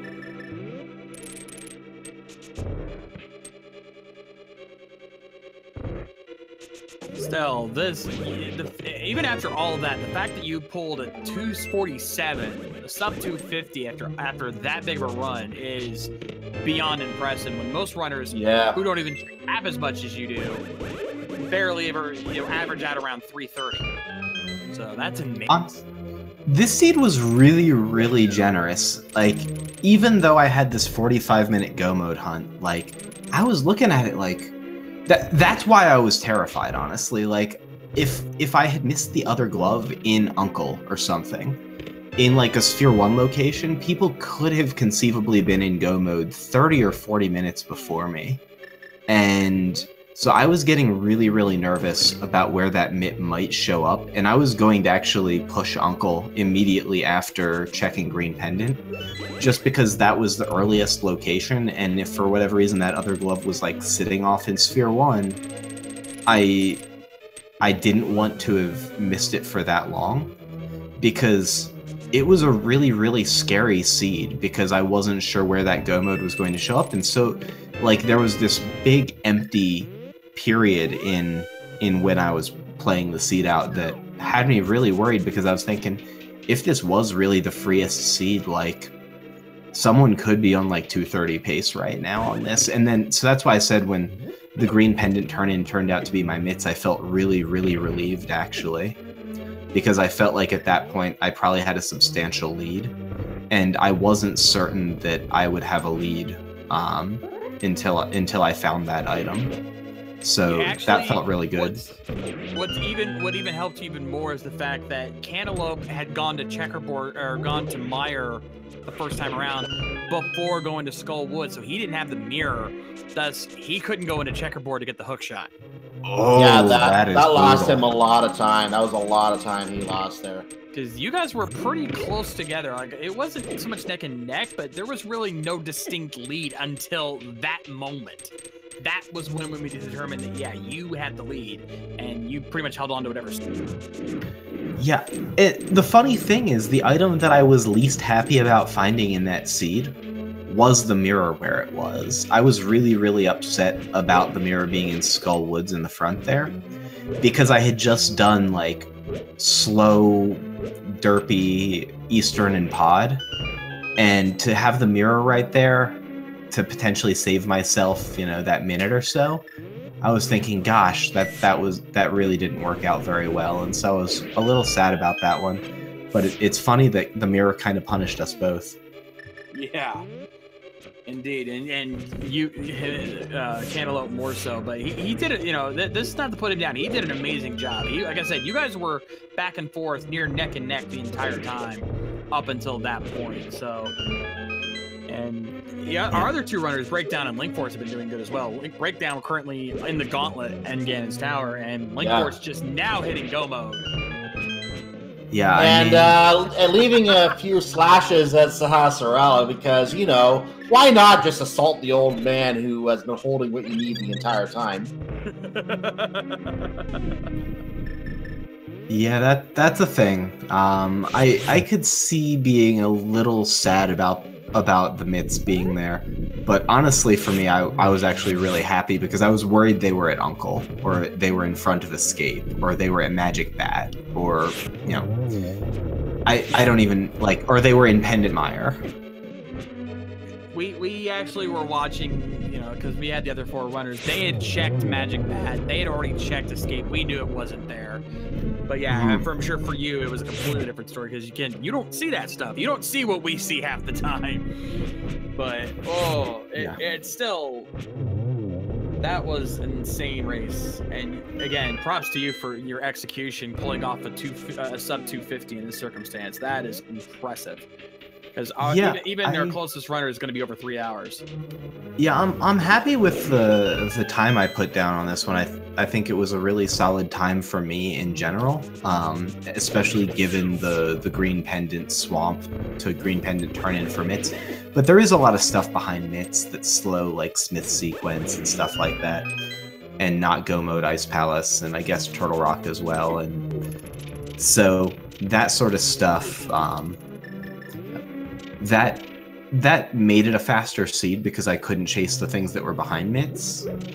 But at the same time, I'm actually really happy with the 247.40 out of this one. I think that might be the second fastest seed I've had. If not, it's the third. I've got a few sub 250s and then like 1 sub 230, but like this was anomalously fast for how dumb the go mode was.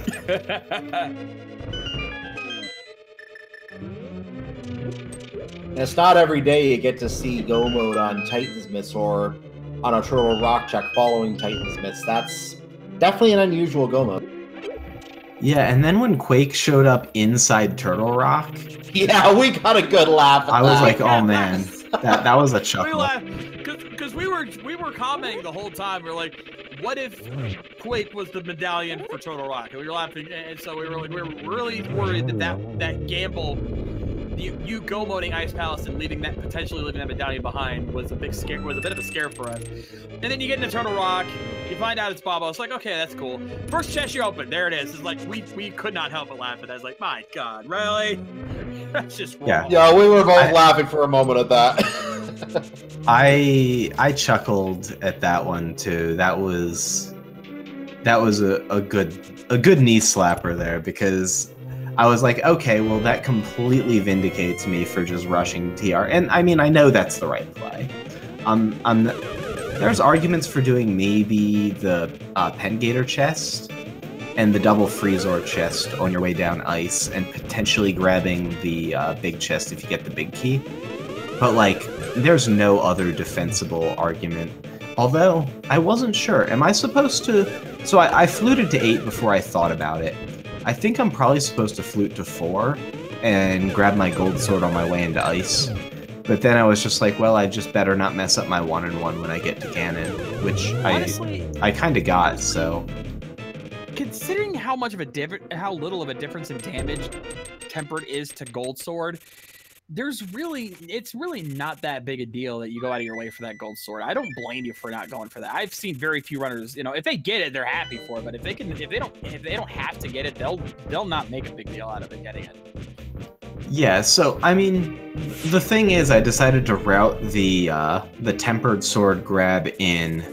So basically, I paid an entire extra sandpit check and reset because I could have committed to the left sandpit check post Dragon on my way to Plasma instead of resetting and doing left sandpit and resetting again before Dragon, because I knew I wanted to go back and grab my Tempered Sword there when I knew that I had Tempered Sword available on the island already. And so I paid a pretty steep price for that third sword, and potentially even for the fourth sword. And I felt like that was a mistake for a lot of the run, but I mean, it objectively was slower than what I could have done with this seed, but I don't know if I hate the play. It was a bit odd that I mean, at the one hand, it wasn't a bad idea. You check Shack Tool since you had the grapple beam, so you figure check Shack Tool. And then I was set. So I was like 50-50 on whether I just wanted to ice clip Shack Tool, and so when Aqueduct or what, Aqueduct had my grapple beam, I was just like, well, I guess I'm priced in. And I thought about ice clipping it anyway, but I just wasn't feeling it. There were a lot of like nuanced execution things. Like I decided to go for Spike Suit at Croc, and then just like gooped into the ceiling because I unmorphed early and didn't realize it, and like there's just a bunch of dumb stuff I did this seed where like my inputs were just a little bit off. I wasn't really feeling it tonight, and so I didn't want to get too ambitious, and so I could have seen myself like really sinking time on Ice Clip. Yeah, thankfully we didn't have to worry about that.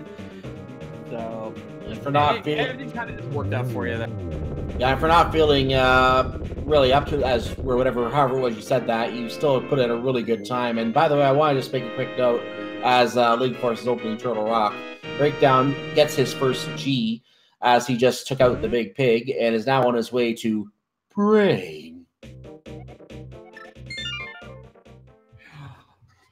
Also, Maniacal, since I know you're just as much a Super Metroid guy as a lot of us here, we actually taught Cyclone a little something because he didn't know about the whole Mother Brain food-based system that we have. Yeah, that was new to me. Yeah, it's interesting how Mother Brain's attacks all kind of, to some coarse approximation, resemble some sort of food item. So people, enjoy that, and some folks ride it farther than others. But I'm kind of either way about it. But I think it's funny.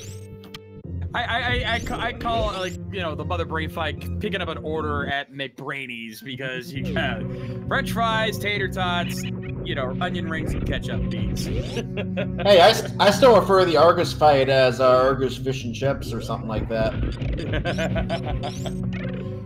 Man, my Argus fight was such a mess. I was so sad about my Argus fight. Like, I got a 2-cycle with Tempered, and it's because I went for the 0 cycle, and then my sword, got tucked in. And I had to dash to break the glitch state. And by that point, Argus was on top of me, and then I couldn't hook the puffs because of where the puffs... everything went wrong with my Argus. It was really bad. So I spent a good bit of time laughing at myself about that one, too. Yeah, definitely plus RNG on that one. Or in this case, curse RNG. Yeah, I mean, it was all execution. There's no RNG. I mean, other than the puff positions, I guess. But and Argus's movement. But it was really just me executing that. That was what I was saying about just kind of playing the small things in a way that I wasn't really happy with them. I started off doing the pod dark maze badly, and I was like, well, okay. Ultimately, it worked out. So I was really, really weirded out to find the lamp where I did, honestly. I was pretty sure lamp was in front of escape, logically. And then when it showed up in wrecked ship, I was thinking, oh god, where was speed booster? Where was space jump? And running back through my head about how I got where I got within logic. And I was really worried that might have told me something about my second glove location. And ultimately I reasoned that it couldn't have. But it was really jarring to me to find the lamp over at wrecked ship E-Tank, just because of how that ends up in the logic in normal mode.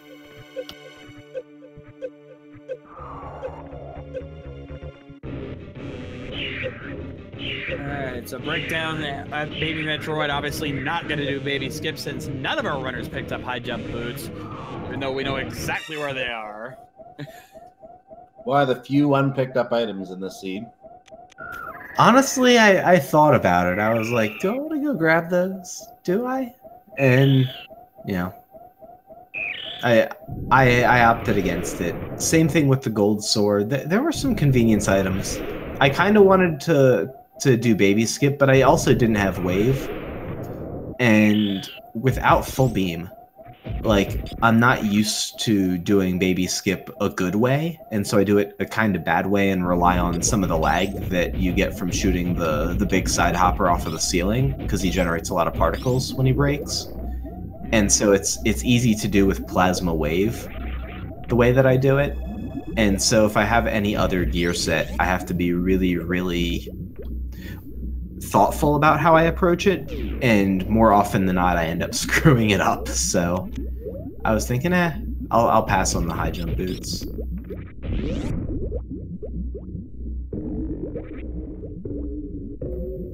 But was there anything else that y'all wanted to talk about this one? I feel like I've touched on most of the things that were, at least to me, interesting about the run. Yeah, you've touched on a lot of the stuff that we could think about. Just if you had any other final thoughts on the seed. No, I'll just extend the preemptive GG to cantaloupeme, and then also to Breakdown and Linkforce. I'm glad we got to share the screen. I've been DM'd and told that Solsky said not very nice things about me in chat, and so I will. Well, there's Solsky for you. That's Solsky. I'll do it. I'll take the high ground. I'll just say thanks, Solsky. I really appreciate your nice comments. Hashtag thanks, Solsky. And so, yeah, with that, I mean, I'm glad to get to play a 2-2 match next week, and GG, especially to cantaloupeme, and thank y'all for the commentary and tracking and restream and everything. It was a lot of fun, my friend, and again, GG to you, congratulations, and look forward to seeing you further on in the tournament. Thank you. Looking forward to next week. Yep, didn't mean to cut you off. Sorry, looking forward to seeing you in the future as well. Anyway, back on track here. Breakdown taking on Mother right now. He's putting in his order at McBrady's. I'll take a brain sludge milkshake, please. Well, you're in luck. We'll be using our new rainbow ice cream. I mean, while cantaloupeme is working his way through Gans Tower right now, going up to floor number 6 right now. And Linkforce is finishing up over at Turtle Rock, so he'll be on his way to Gans Tower. So we're pretty close to the end here, folks.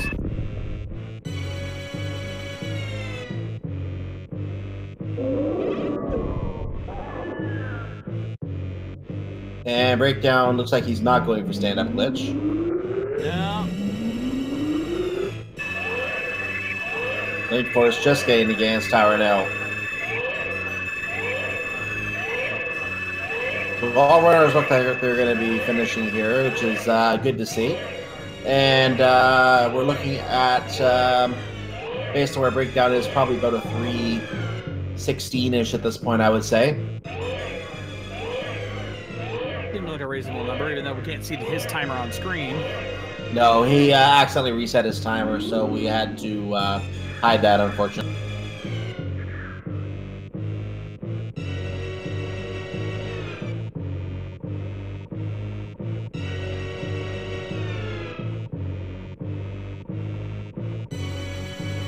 And for the second time today, we're going to see the saddest scene in Super Metroid, in Metroid history.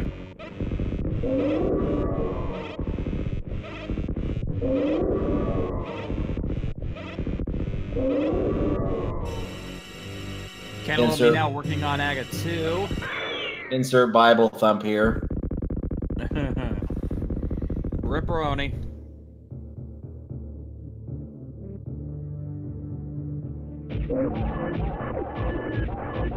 And Samus is all better. Better than better.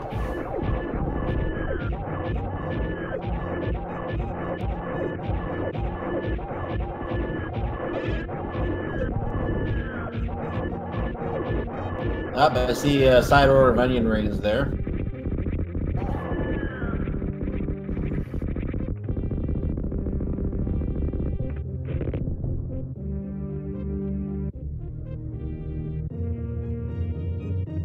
Oh, the brain stuff solidified. Where am I gonna get my milkshake now?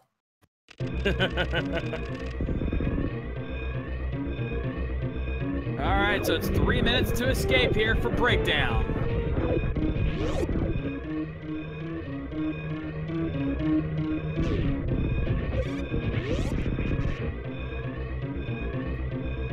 meantime, Cantaloupe starting his fight with the pig. Yep, time for another round of bacon. Bacon and McBrainy's onion rings.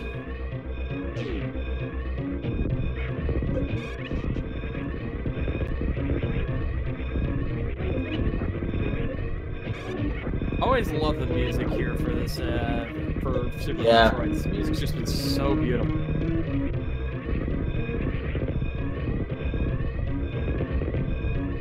Meanwhile, Cantaloupe Me is dodging some fire bats. I think just took a hit from one there. Down to 2.5 hearts. He's in a little bit of trouble here. Gonna check his potions. Uh-oh.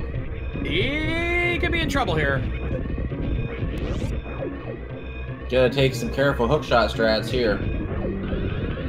Yep, took another hit. Down to half a heart. Oh, no. Oh, that was close. Oh, and he's on phase 3. Nice shine spark there for breakdown into the final route, into the home stretch. Will he save the animals this time? I'm keeping my eyes on Cantaloupe Me. I'm a little scared from him in this cannon fight.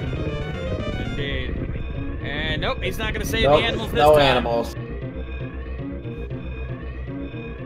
And so with that, ladies and gentlemen, Breakdown wins his race with an official SRL time of 3 hours, 16 minutes, and 17 seconds. Get your GGs in chat for Breakdown, our second winner of one of the races today, as he finishes his race over Linkforce with the victory. And we'll see if we can get him in here as well.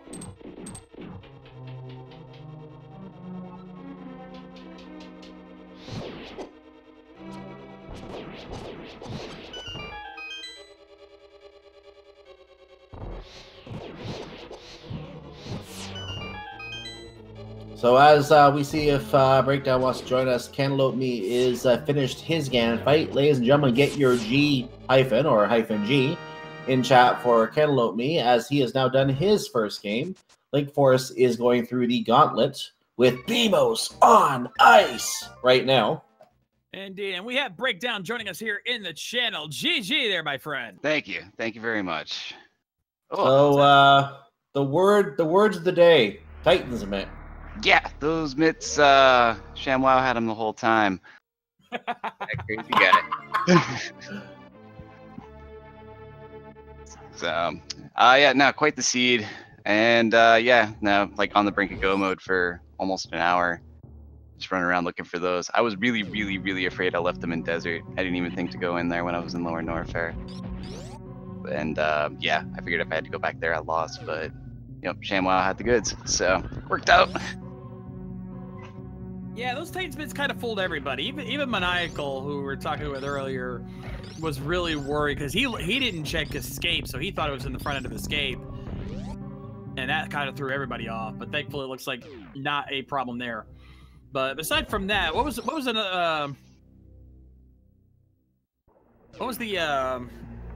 other trolley items that really threw you off on this one? Trolley items? Lamp location was kind of weird. It's only so often you have to go back through the spikes and sadness and the sadness and spikes in the spiky death room. But let's see. I did forget about the sword on the ledge for a little while. I didn't pick that up, or not the ledge, but Hylia Island. Routed that one in strangely. Definitely. I had a really weird beginning to the seed too. I usually do the Kakariko bottom to top route, and that just really burned me. I felt like, not like hugely behind, but definitely behind in the early goings there. Figured I had some ground to make up. But I don't know, in terms of trolley item location, speed booster on Mushroom was interesting. I'm wondering if that like delayed anybody a little bit. Not too severely. I think it threw Maniacal off a little bit, but he didn't take long for him to catch that back up, and everyone else pretty much was on point with it. Yeah, no, I was pretty happy to see that, like, right before I dipped Super Metroid. I was thinking about holding on to it for fake powder later, maybe. So just do that as a one-off, reset the Super Metroid. It's like, oh, speed booster, that's going to be very helpful. So, yeah, that was nice. I don't know, big story of the seed for me was tech issues, actually, on my side. Oh, really? We noticed that when you were stuttering, you stuttered like when you were going to fight. Yeah, we heard that. Yep. Oh no, Moldorm went meta. He attacked my emulator window. He knocked my emulator window off of my monitor. I still don't know where it is. I was actually playing off of my OBS. Oh wow. Off OBS broadcast. That was that was a little interesting. So, and ladies and gentlemen, this is not why we call him Trollorm. Oh no, he's leveling up his game. He's stepping up. Yeah. The next person to complain about getting knocked out 2 floors. Oh, I've got a story for you. I do.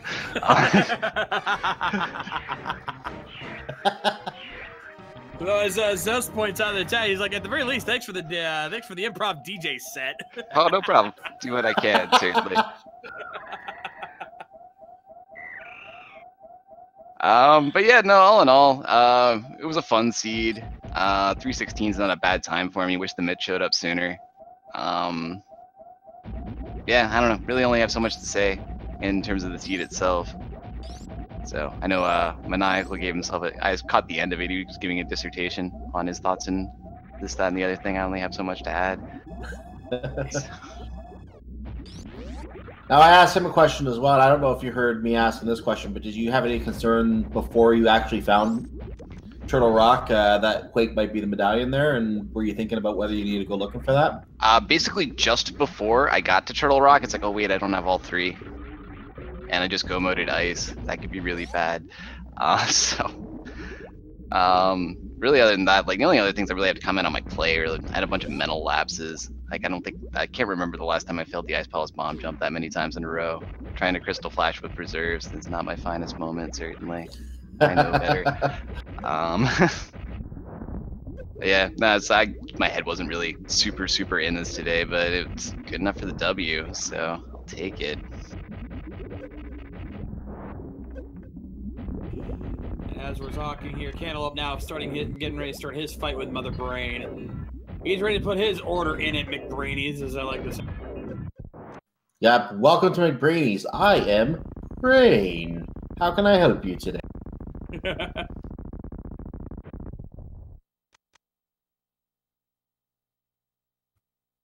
So, like you said, 316, pretty good time, all things considered. Again, the average I usually see for runs is like 330. So anything below that is usually a really good run. And even our other 2 runners are looking like they're going to, at the very least, it looks like Cantaloupe's going to probably come in at a 330 here. Outside of the mitts, like everything really kind of fell together in the seed pretty quickly. Just like if you were just chasing like, you know, crystal dungeons. And when you ran out of crystal dungeons chasing Super Metroid bosses, like you got what you needed until those mitts. And then it's like, oh. And then there was only so many places they could be. Book never showed up, thankfully. That would have been a little trolly, and not having mitts locks off a lot of locations, so it just cuts down the list of places you need to check in Link to the Past. So I actually, oh sorry, I didn't mean to cut you off. Go ahead. Just saying, as far as go mode items go, mitts. If you're on a go mode item hunt, mitts is arguably one of the better ones, just because it cuts your options of what you can check.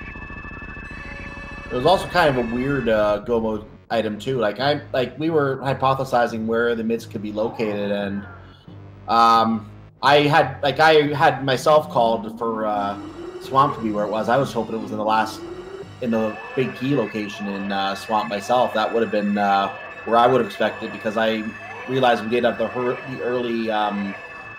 early flippers. We had the early hammer. We had the early, obviously, boots to get the flippers. We had the early mirror, and in Skull Woods, we had quick access to Swamp, and I figured that's where it had to be myself. But I never would have thought it was on the green pendant. Yeah, no, making the call in this like pendant Swamp that early, like if it was a crystal, I'd have gone there much sooner. I'm pretty sure everybody would have gone there much sooner. Yeah, everyone would have done a lot sooner, I'm sure. But even with that like, you know, green pendant 7 items, like there really wasn't much in there. Like, coming out of there felt so bad. It's like, it's got to be on the green pendant. I don't want to go back through Lore and Norfair to go to Desert. I really don't. So I was mad at myself for not checking that on the way. I picked up the long dungeon, skipped the short one. But when Maniacal was going through with, and he finished checking the chests, I think we were so convinced by that point it was there, because it was either there, Magic Bat, or Sasha. And when he checked it, the only other location he hadn't checked was Magic Bat. It was one of those 2. So we literally were down to our last locations checking for that. Yeah, no, the list was running out. I made it a point to be very thorough in my checks. I didn't want to get beat by just some random missed check in this particular race. So I was just trying to check everything. Checking check tool felt bad. I really, really wanted them to be there just to make the trip worth it. But no dice. He had like a piece of heart or something, I think it was. So yeah. And cantaloupeme taking out Mother Brain, and now it's time for the escape. So 3 minutes to finish. We're looking at sub 3:30 for Cantaloupe.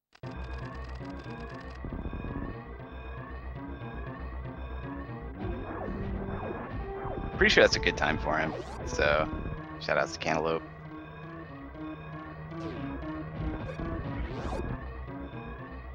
Now, Linkforce is working the Ganon fight himself, meanwhile. Just actually our final runner to fry some bacon, so get your G in chat for Linkforce, as at 3 hours, 25 minutes, and about 45 seconds, he is going to finish the first game, and he's going to be on his way to the Mother Brain fight.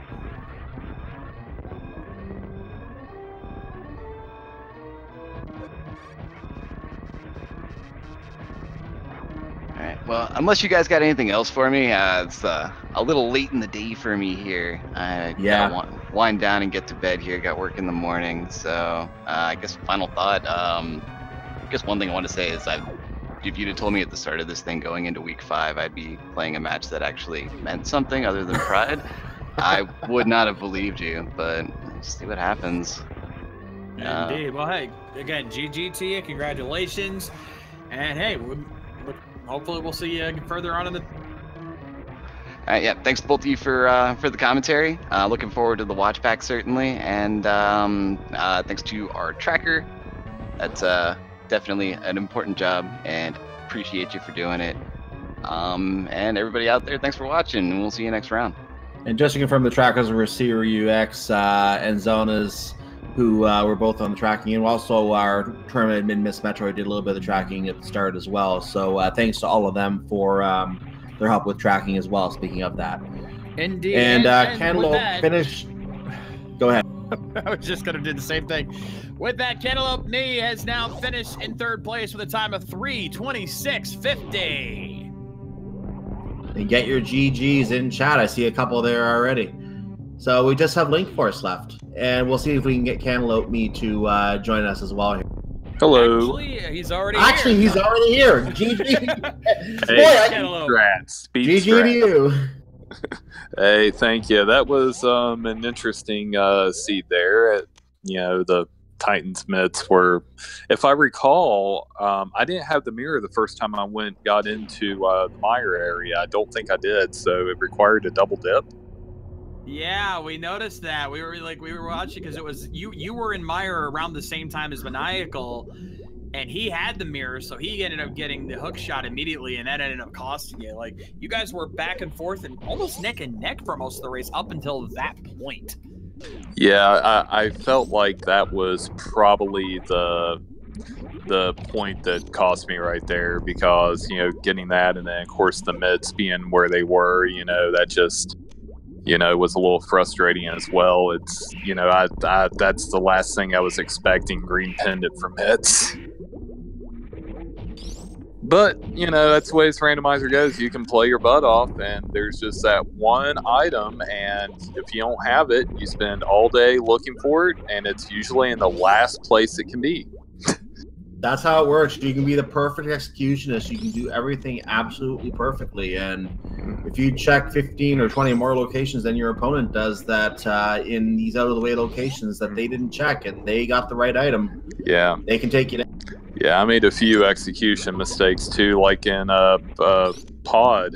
I was like, okay, I'll go and take care of Helm's Sword, then I'll do the rest. And it didn't even dawn on me. I didn't even think about the big key. I was just going for it. Then I get to the thing. I'm like, oh, oops, no mirror. And of course, having the red tunic, I got to sit there for like 30, 40 seconds to get hit by those things and die. But yeah, that's not fun. Yeah, but it's just the nature of the beast.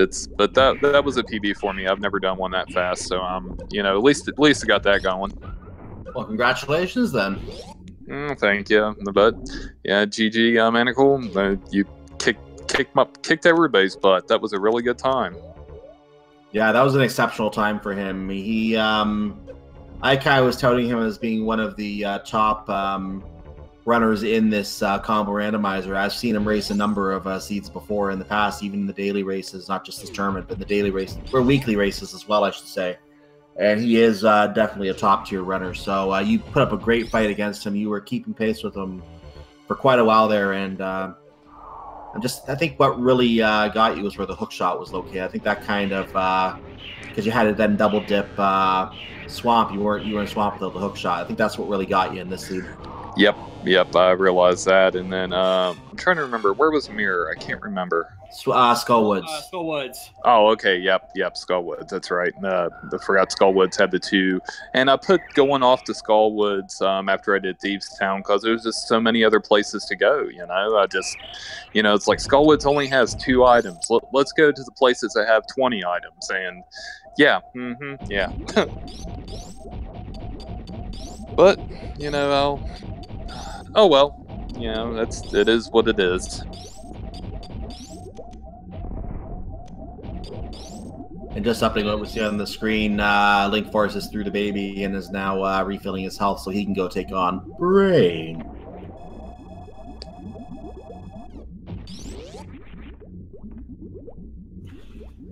But I gotta give all 4 of you guys props because we're looking at a likely sub 4 for all 4 of you, and the fact that with how much you guys had to look for, Maniacal literally, I don't know about the rest of you guys, but I know Maniacal 100%ed. He got every item location in Super Metroid. So the fact that you guys got all those item checks and still managed to pull these kind of times is very impressive. Yeah, I think there was 2 or 3 4 spots I skipped in Super Metroid. I didn't bother with Spore Spawn, the Wave Beam room above it. The room above it, Shack Tool, or Plasma. I left all those alone. And I can tell you right now, all 4 of those checks were complete garbage. There was nothing in any of them, so you lost nothing. Oh, 5 X-Ray. Forgot about X-Ray, but yeah. That was garbage too. Every single location in Super Metroid was checked. Wow. Yeah, but I even forgot I had space jump going to the wrecked ship, because I did the Shine Spark across the, that first room. And I was going to do another. I was like, wait a minute, here I got space jump. Yeah, everything just goes together. I did a seed earlier, took a little bit of a break, and your brain. There's 316 spots, and it's there's a lot going on in this. It's not for the faint of heart. Now, I'm not even a Super Metroid runner, and just the stuff I've picked up from doing this is made me feel a little better about it. Yeah, I think when it comes to Super Metroid, it's just about learning the specific techniques, mastering the wall jumping, timing your space jumps, and, knowing stuff like Mach Ball and stuff like that. Once you start mastering that, it's not that hard compared to Link to the Past. Yeah, Link to the Past has, has a few tricky moments for sure, but, there's just those tiny optimizations of Super Metroid, but you got those in Link to the Past as well. You just got to pick your poisons, which ones you know, which ones you don't.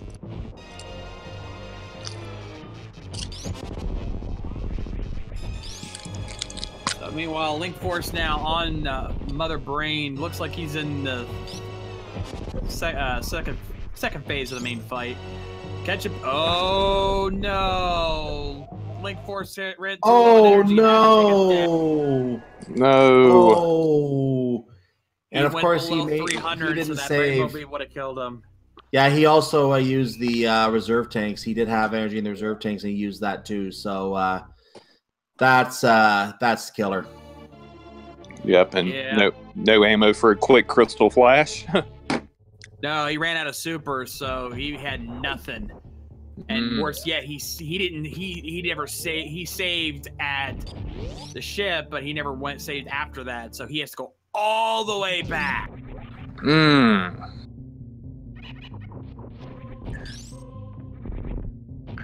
Well, if he gets through this time, he should still get that sub 4. So. Yeah. And you know, to be able to do any seed in this under 4 hours, that's you know, that's still good. I mean, you know, there's a lot of people who do these casually, and you know, they do 5-6 hours. You know, so you know, sub 4 is good, sub 3 is inhuman, and you know, between 3 and 4 is a good time. I'm sure Maniacal will take that as a compliment. Yes, that totally is a compliment. Yes, I was like, yeah. I'm sure they make mechanical napskin. we have a bot. Oh, it can't beat a task. It's a bot. It does not compute. Analyzing options. Oh, God. Alright, Sorry. so Linkforce is going to make his way back through Torian here.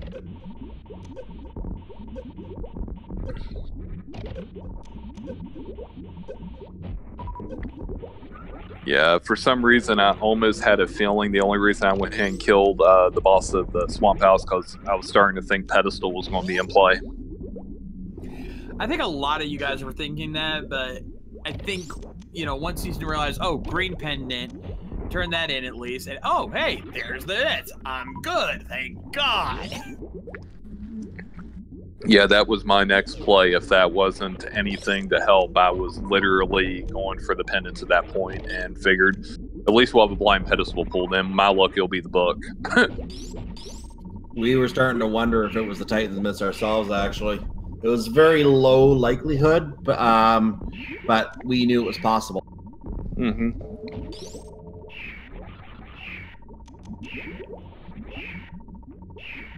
Yeah, I know they. Having some trouble with one of the Metroids here. Does he have ice at least? He's got ice. It's just one of them is not letting go, so he had to use power bombs on it. But he has ice. Okay, good. Yeah, it looks like he's just having a little bit of trouble in the tail end of Super Metroid here.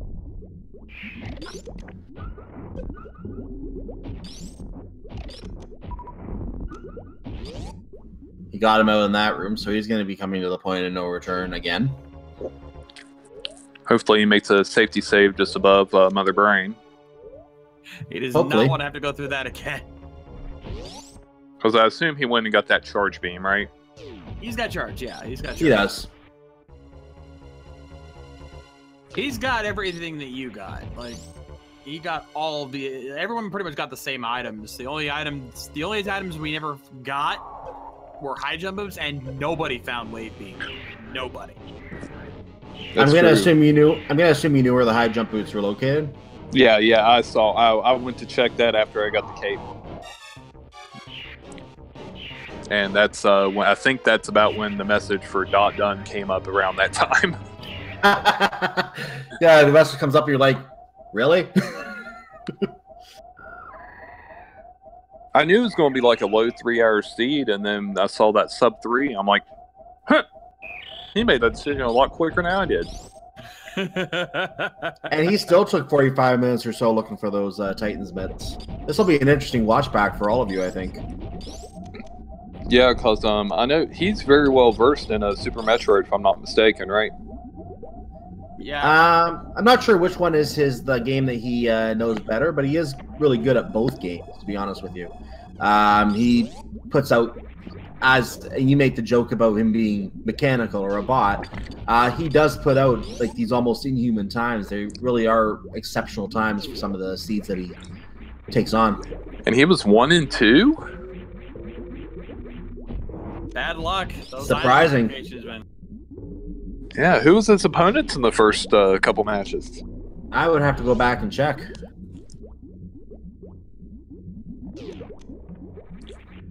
Yeah, I wasn't. That's what shocked me about the time. I was like, really? This guy's 1 and 2? Huh. No, I've seen him race a lot. I know I've seen sub 3 from him quite a bit. So, well, not quite a bit, but at least a few times. So, yeah, I was surprised myself to learn this was a 1 and 2.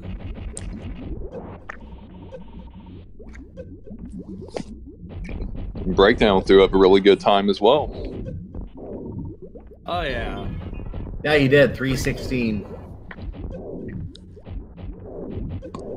And Linkforce is back at Mother Brain, taking on the bottled, the brain in a bottle version.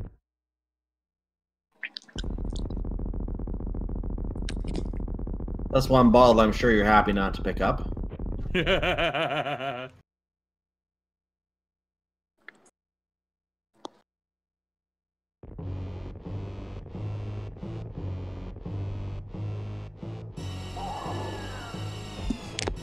Alright, round 2, fight!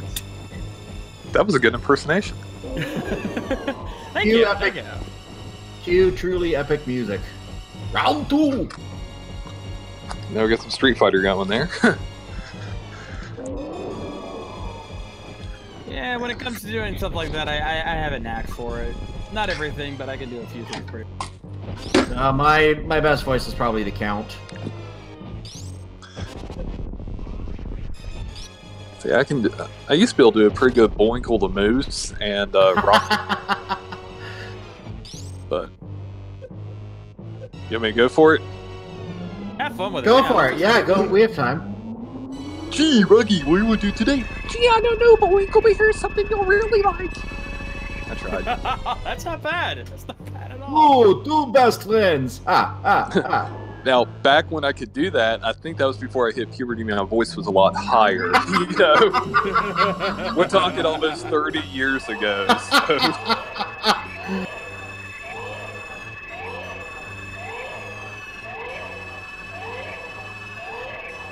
Actually, I know of another voice. I shouldn't really go into the other games too much, but I know there's one developer of another randomizer who actually does a pretty good Elmo. Yeah. Oh, nice. The other thing I can do perfect well, since we're doing Nintendo, since we're on a Nintendo game here. Hello. Mario. It's a me. Well played. And that is why I work at a casino, because the thing is, as an impressionist, did not want to go over. Nor a comedian. Thanks for laughing at my dumb jokes.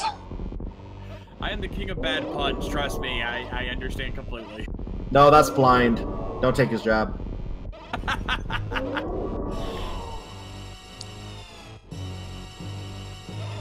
Anyway, back to the race here. We just had the the baby Metroid. I can't talk anymore. We just had the baby Metroid die for the 4th time, so hopefully the last time we have to see that cutscene too.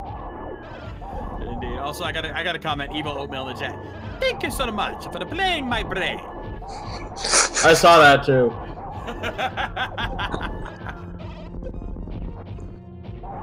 Oh, it's a lot of fun. But here we go. Linkforce now finishing off Mother Brain. He's good to go from. Now that escape. Can you just imagine how epic this fight was for 10, 11-year-old kids way back when this game first came out? Oh, when I was a kid and played this, and see, my brother, he was the one that got this far in this and made a save so I could do it, because I couldn't play the damn game. So I didn't know you could do the charge beam stuff against Mother Brain, and I'd keep running out of ammo, and he did not tell me, the little troll, big troll, he would not tell me that. Oh, that's evil. Yeah, I mean, he's an older brother, so, you know, he got to pull his little jokes and stuff. You learn the hard way. Yeah, and then I showed him a speedrun when he came over earlier in the year. He was like, oh. I was like, yeah, you want to try us now? He goes, no thanks. Okay, you're better now, thank you. Yeah.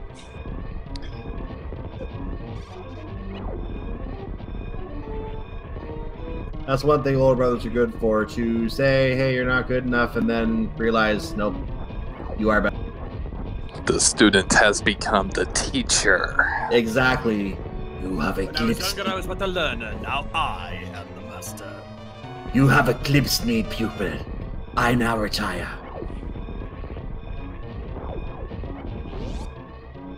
All right.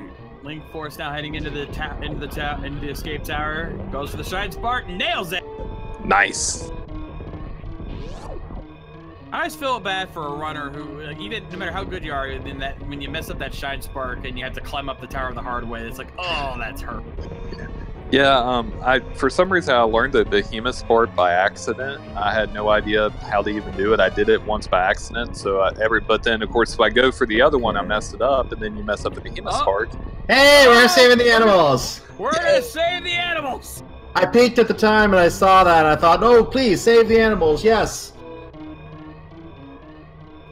Yeah, he figures he's already lost anyway. Might as well have a little fun. Oh, yeah, might as well make Chad happy.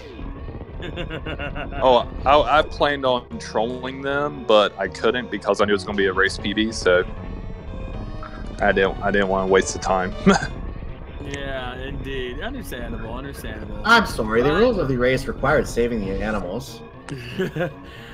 But ladies and gentlemen, this is the end for us, because that, ladies and gentlemen, with this, Linkforce has finally finished with an official SRL time of 3 hours, 45 minutes, and 37 seconds. Sub 4.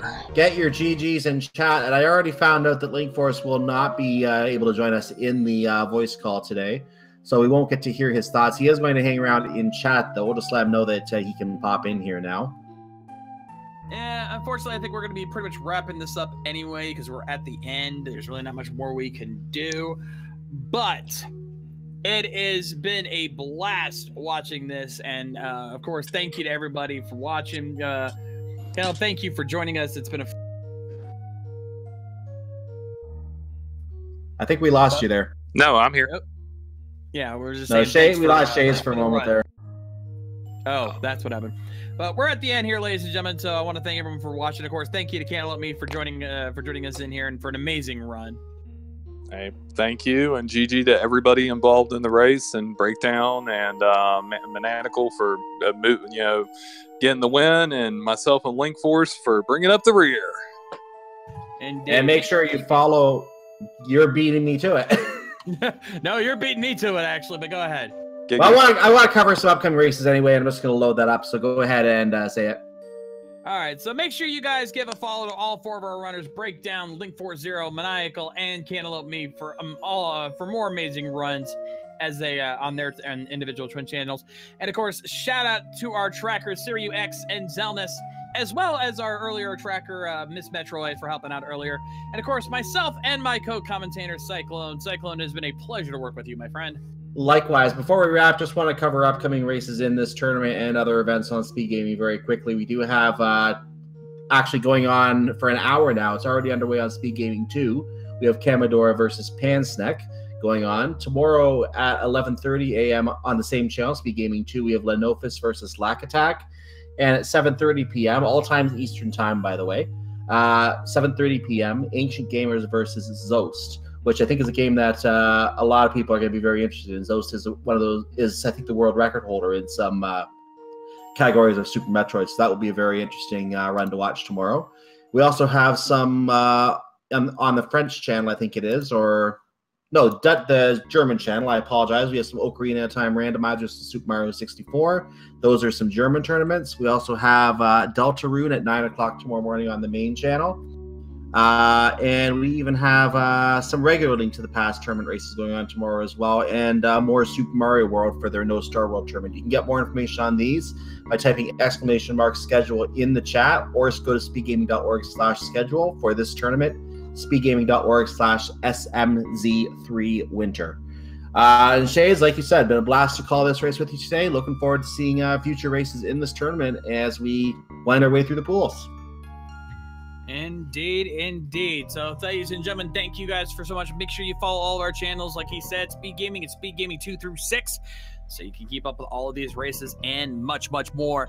But that is going to do it for us here today. On behalf of everybody here at the Speed Gaming family, my name is The Shades, and we will see you guys next time. And and I'm Cyclone, and everyone have a wonderful evening. And the final word of the day, pray.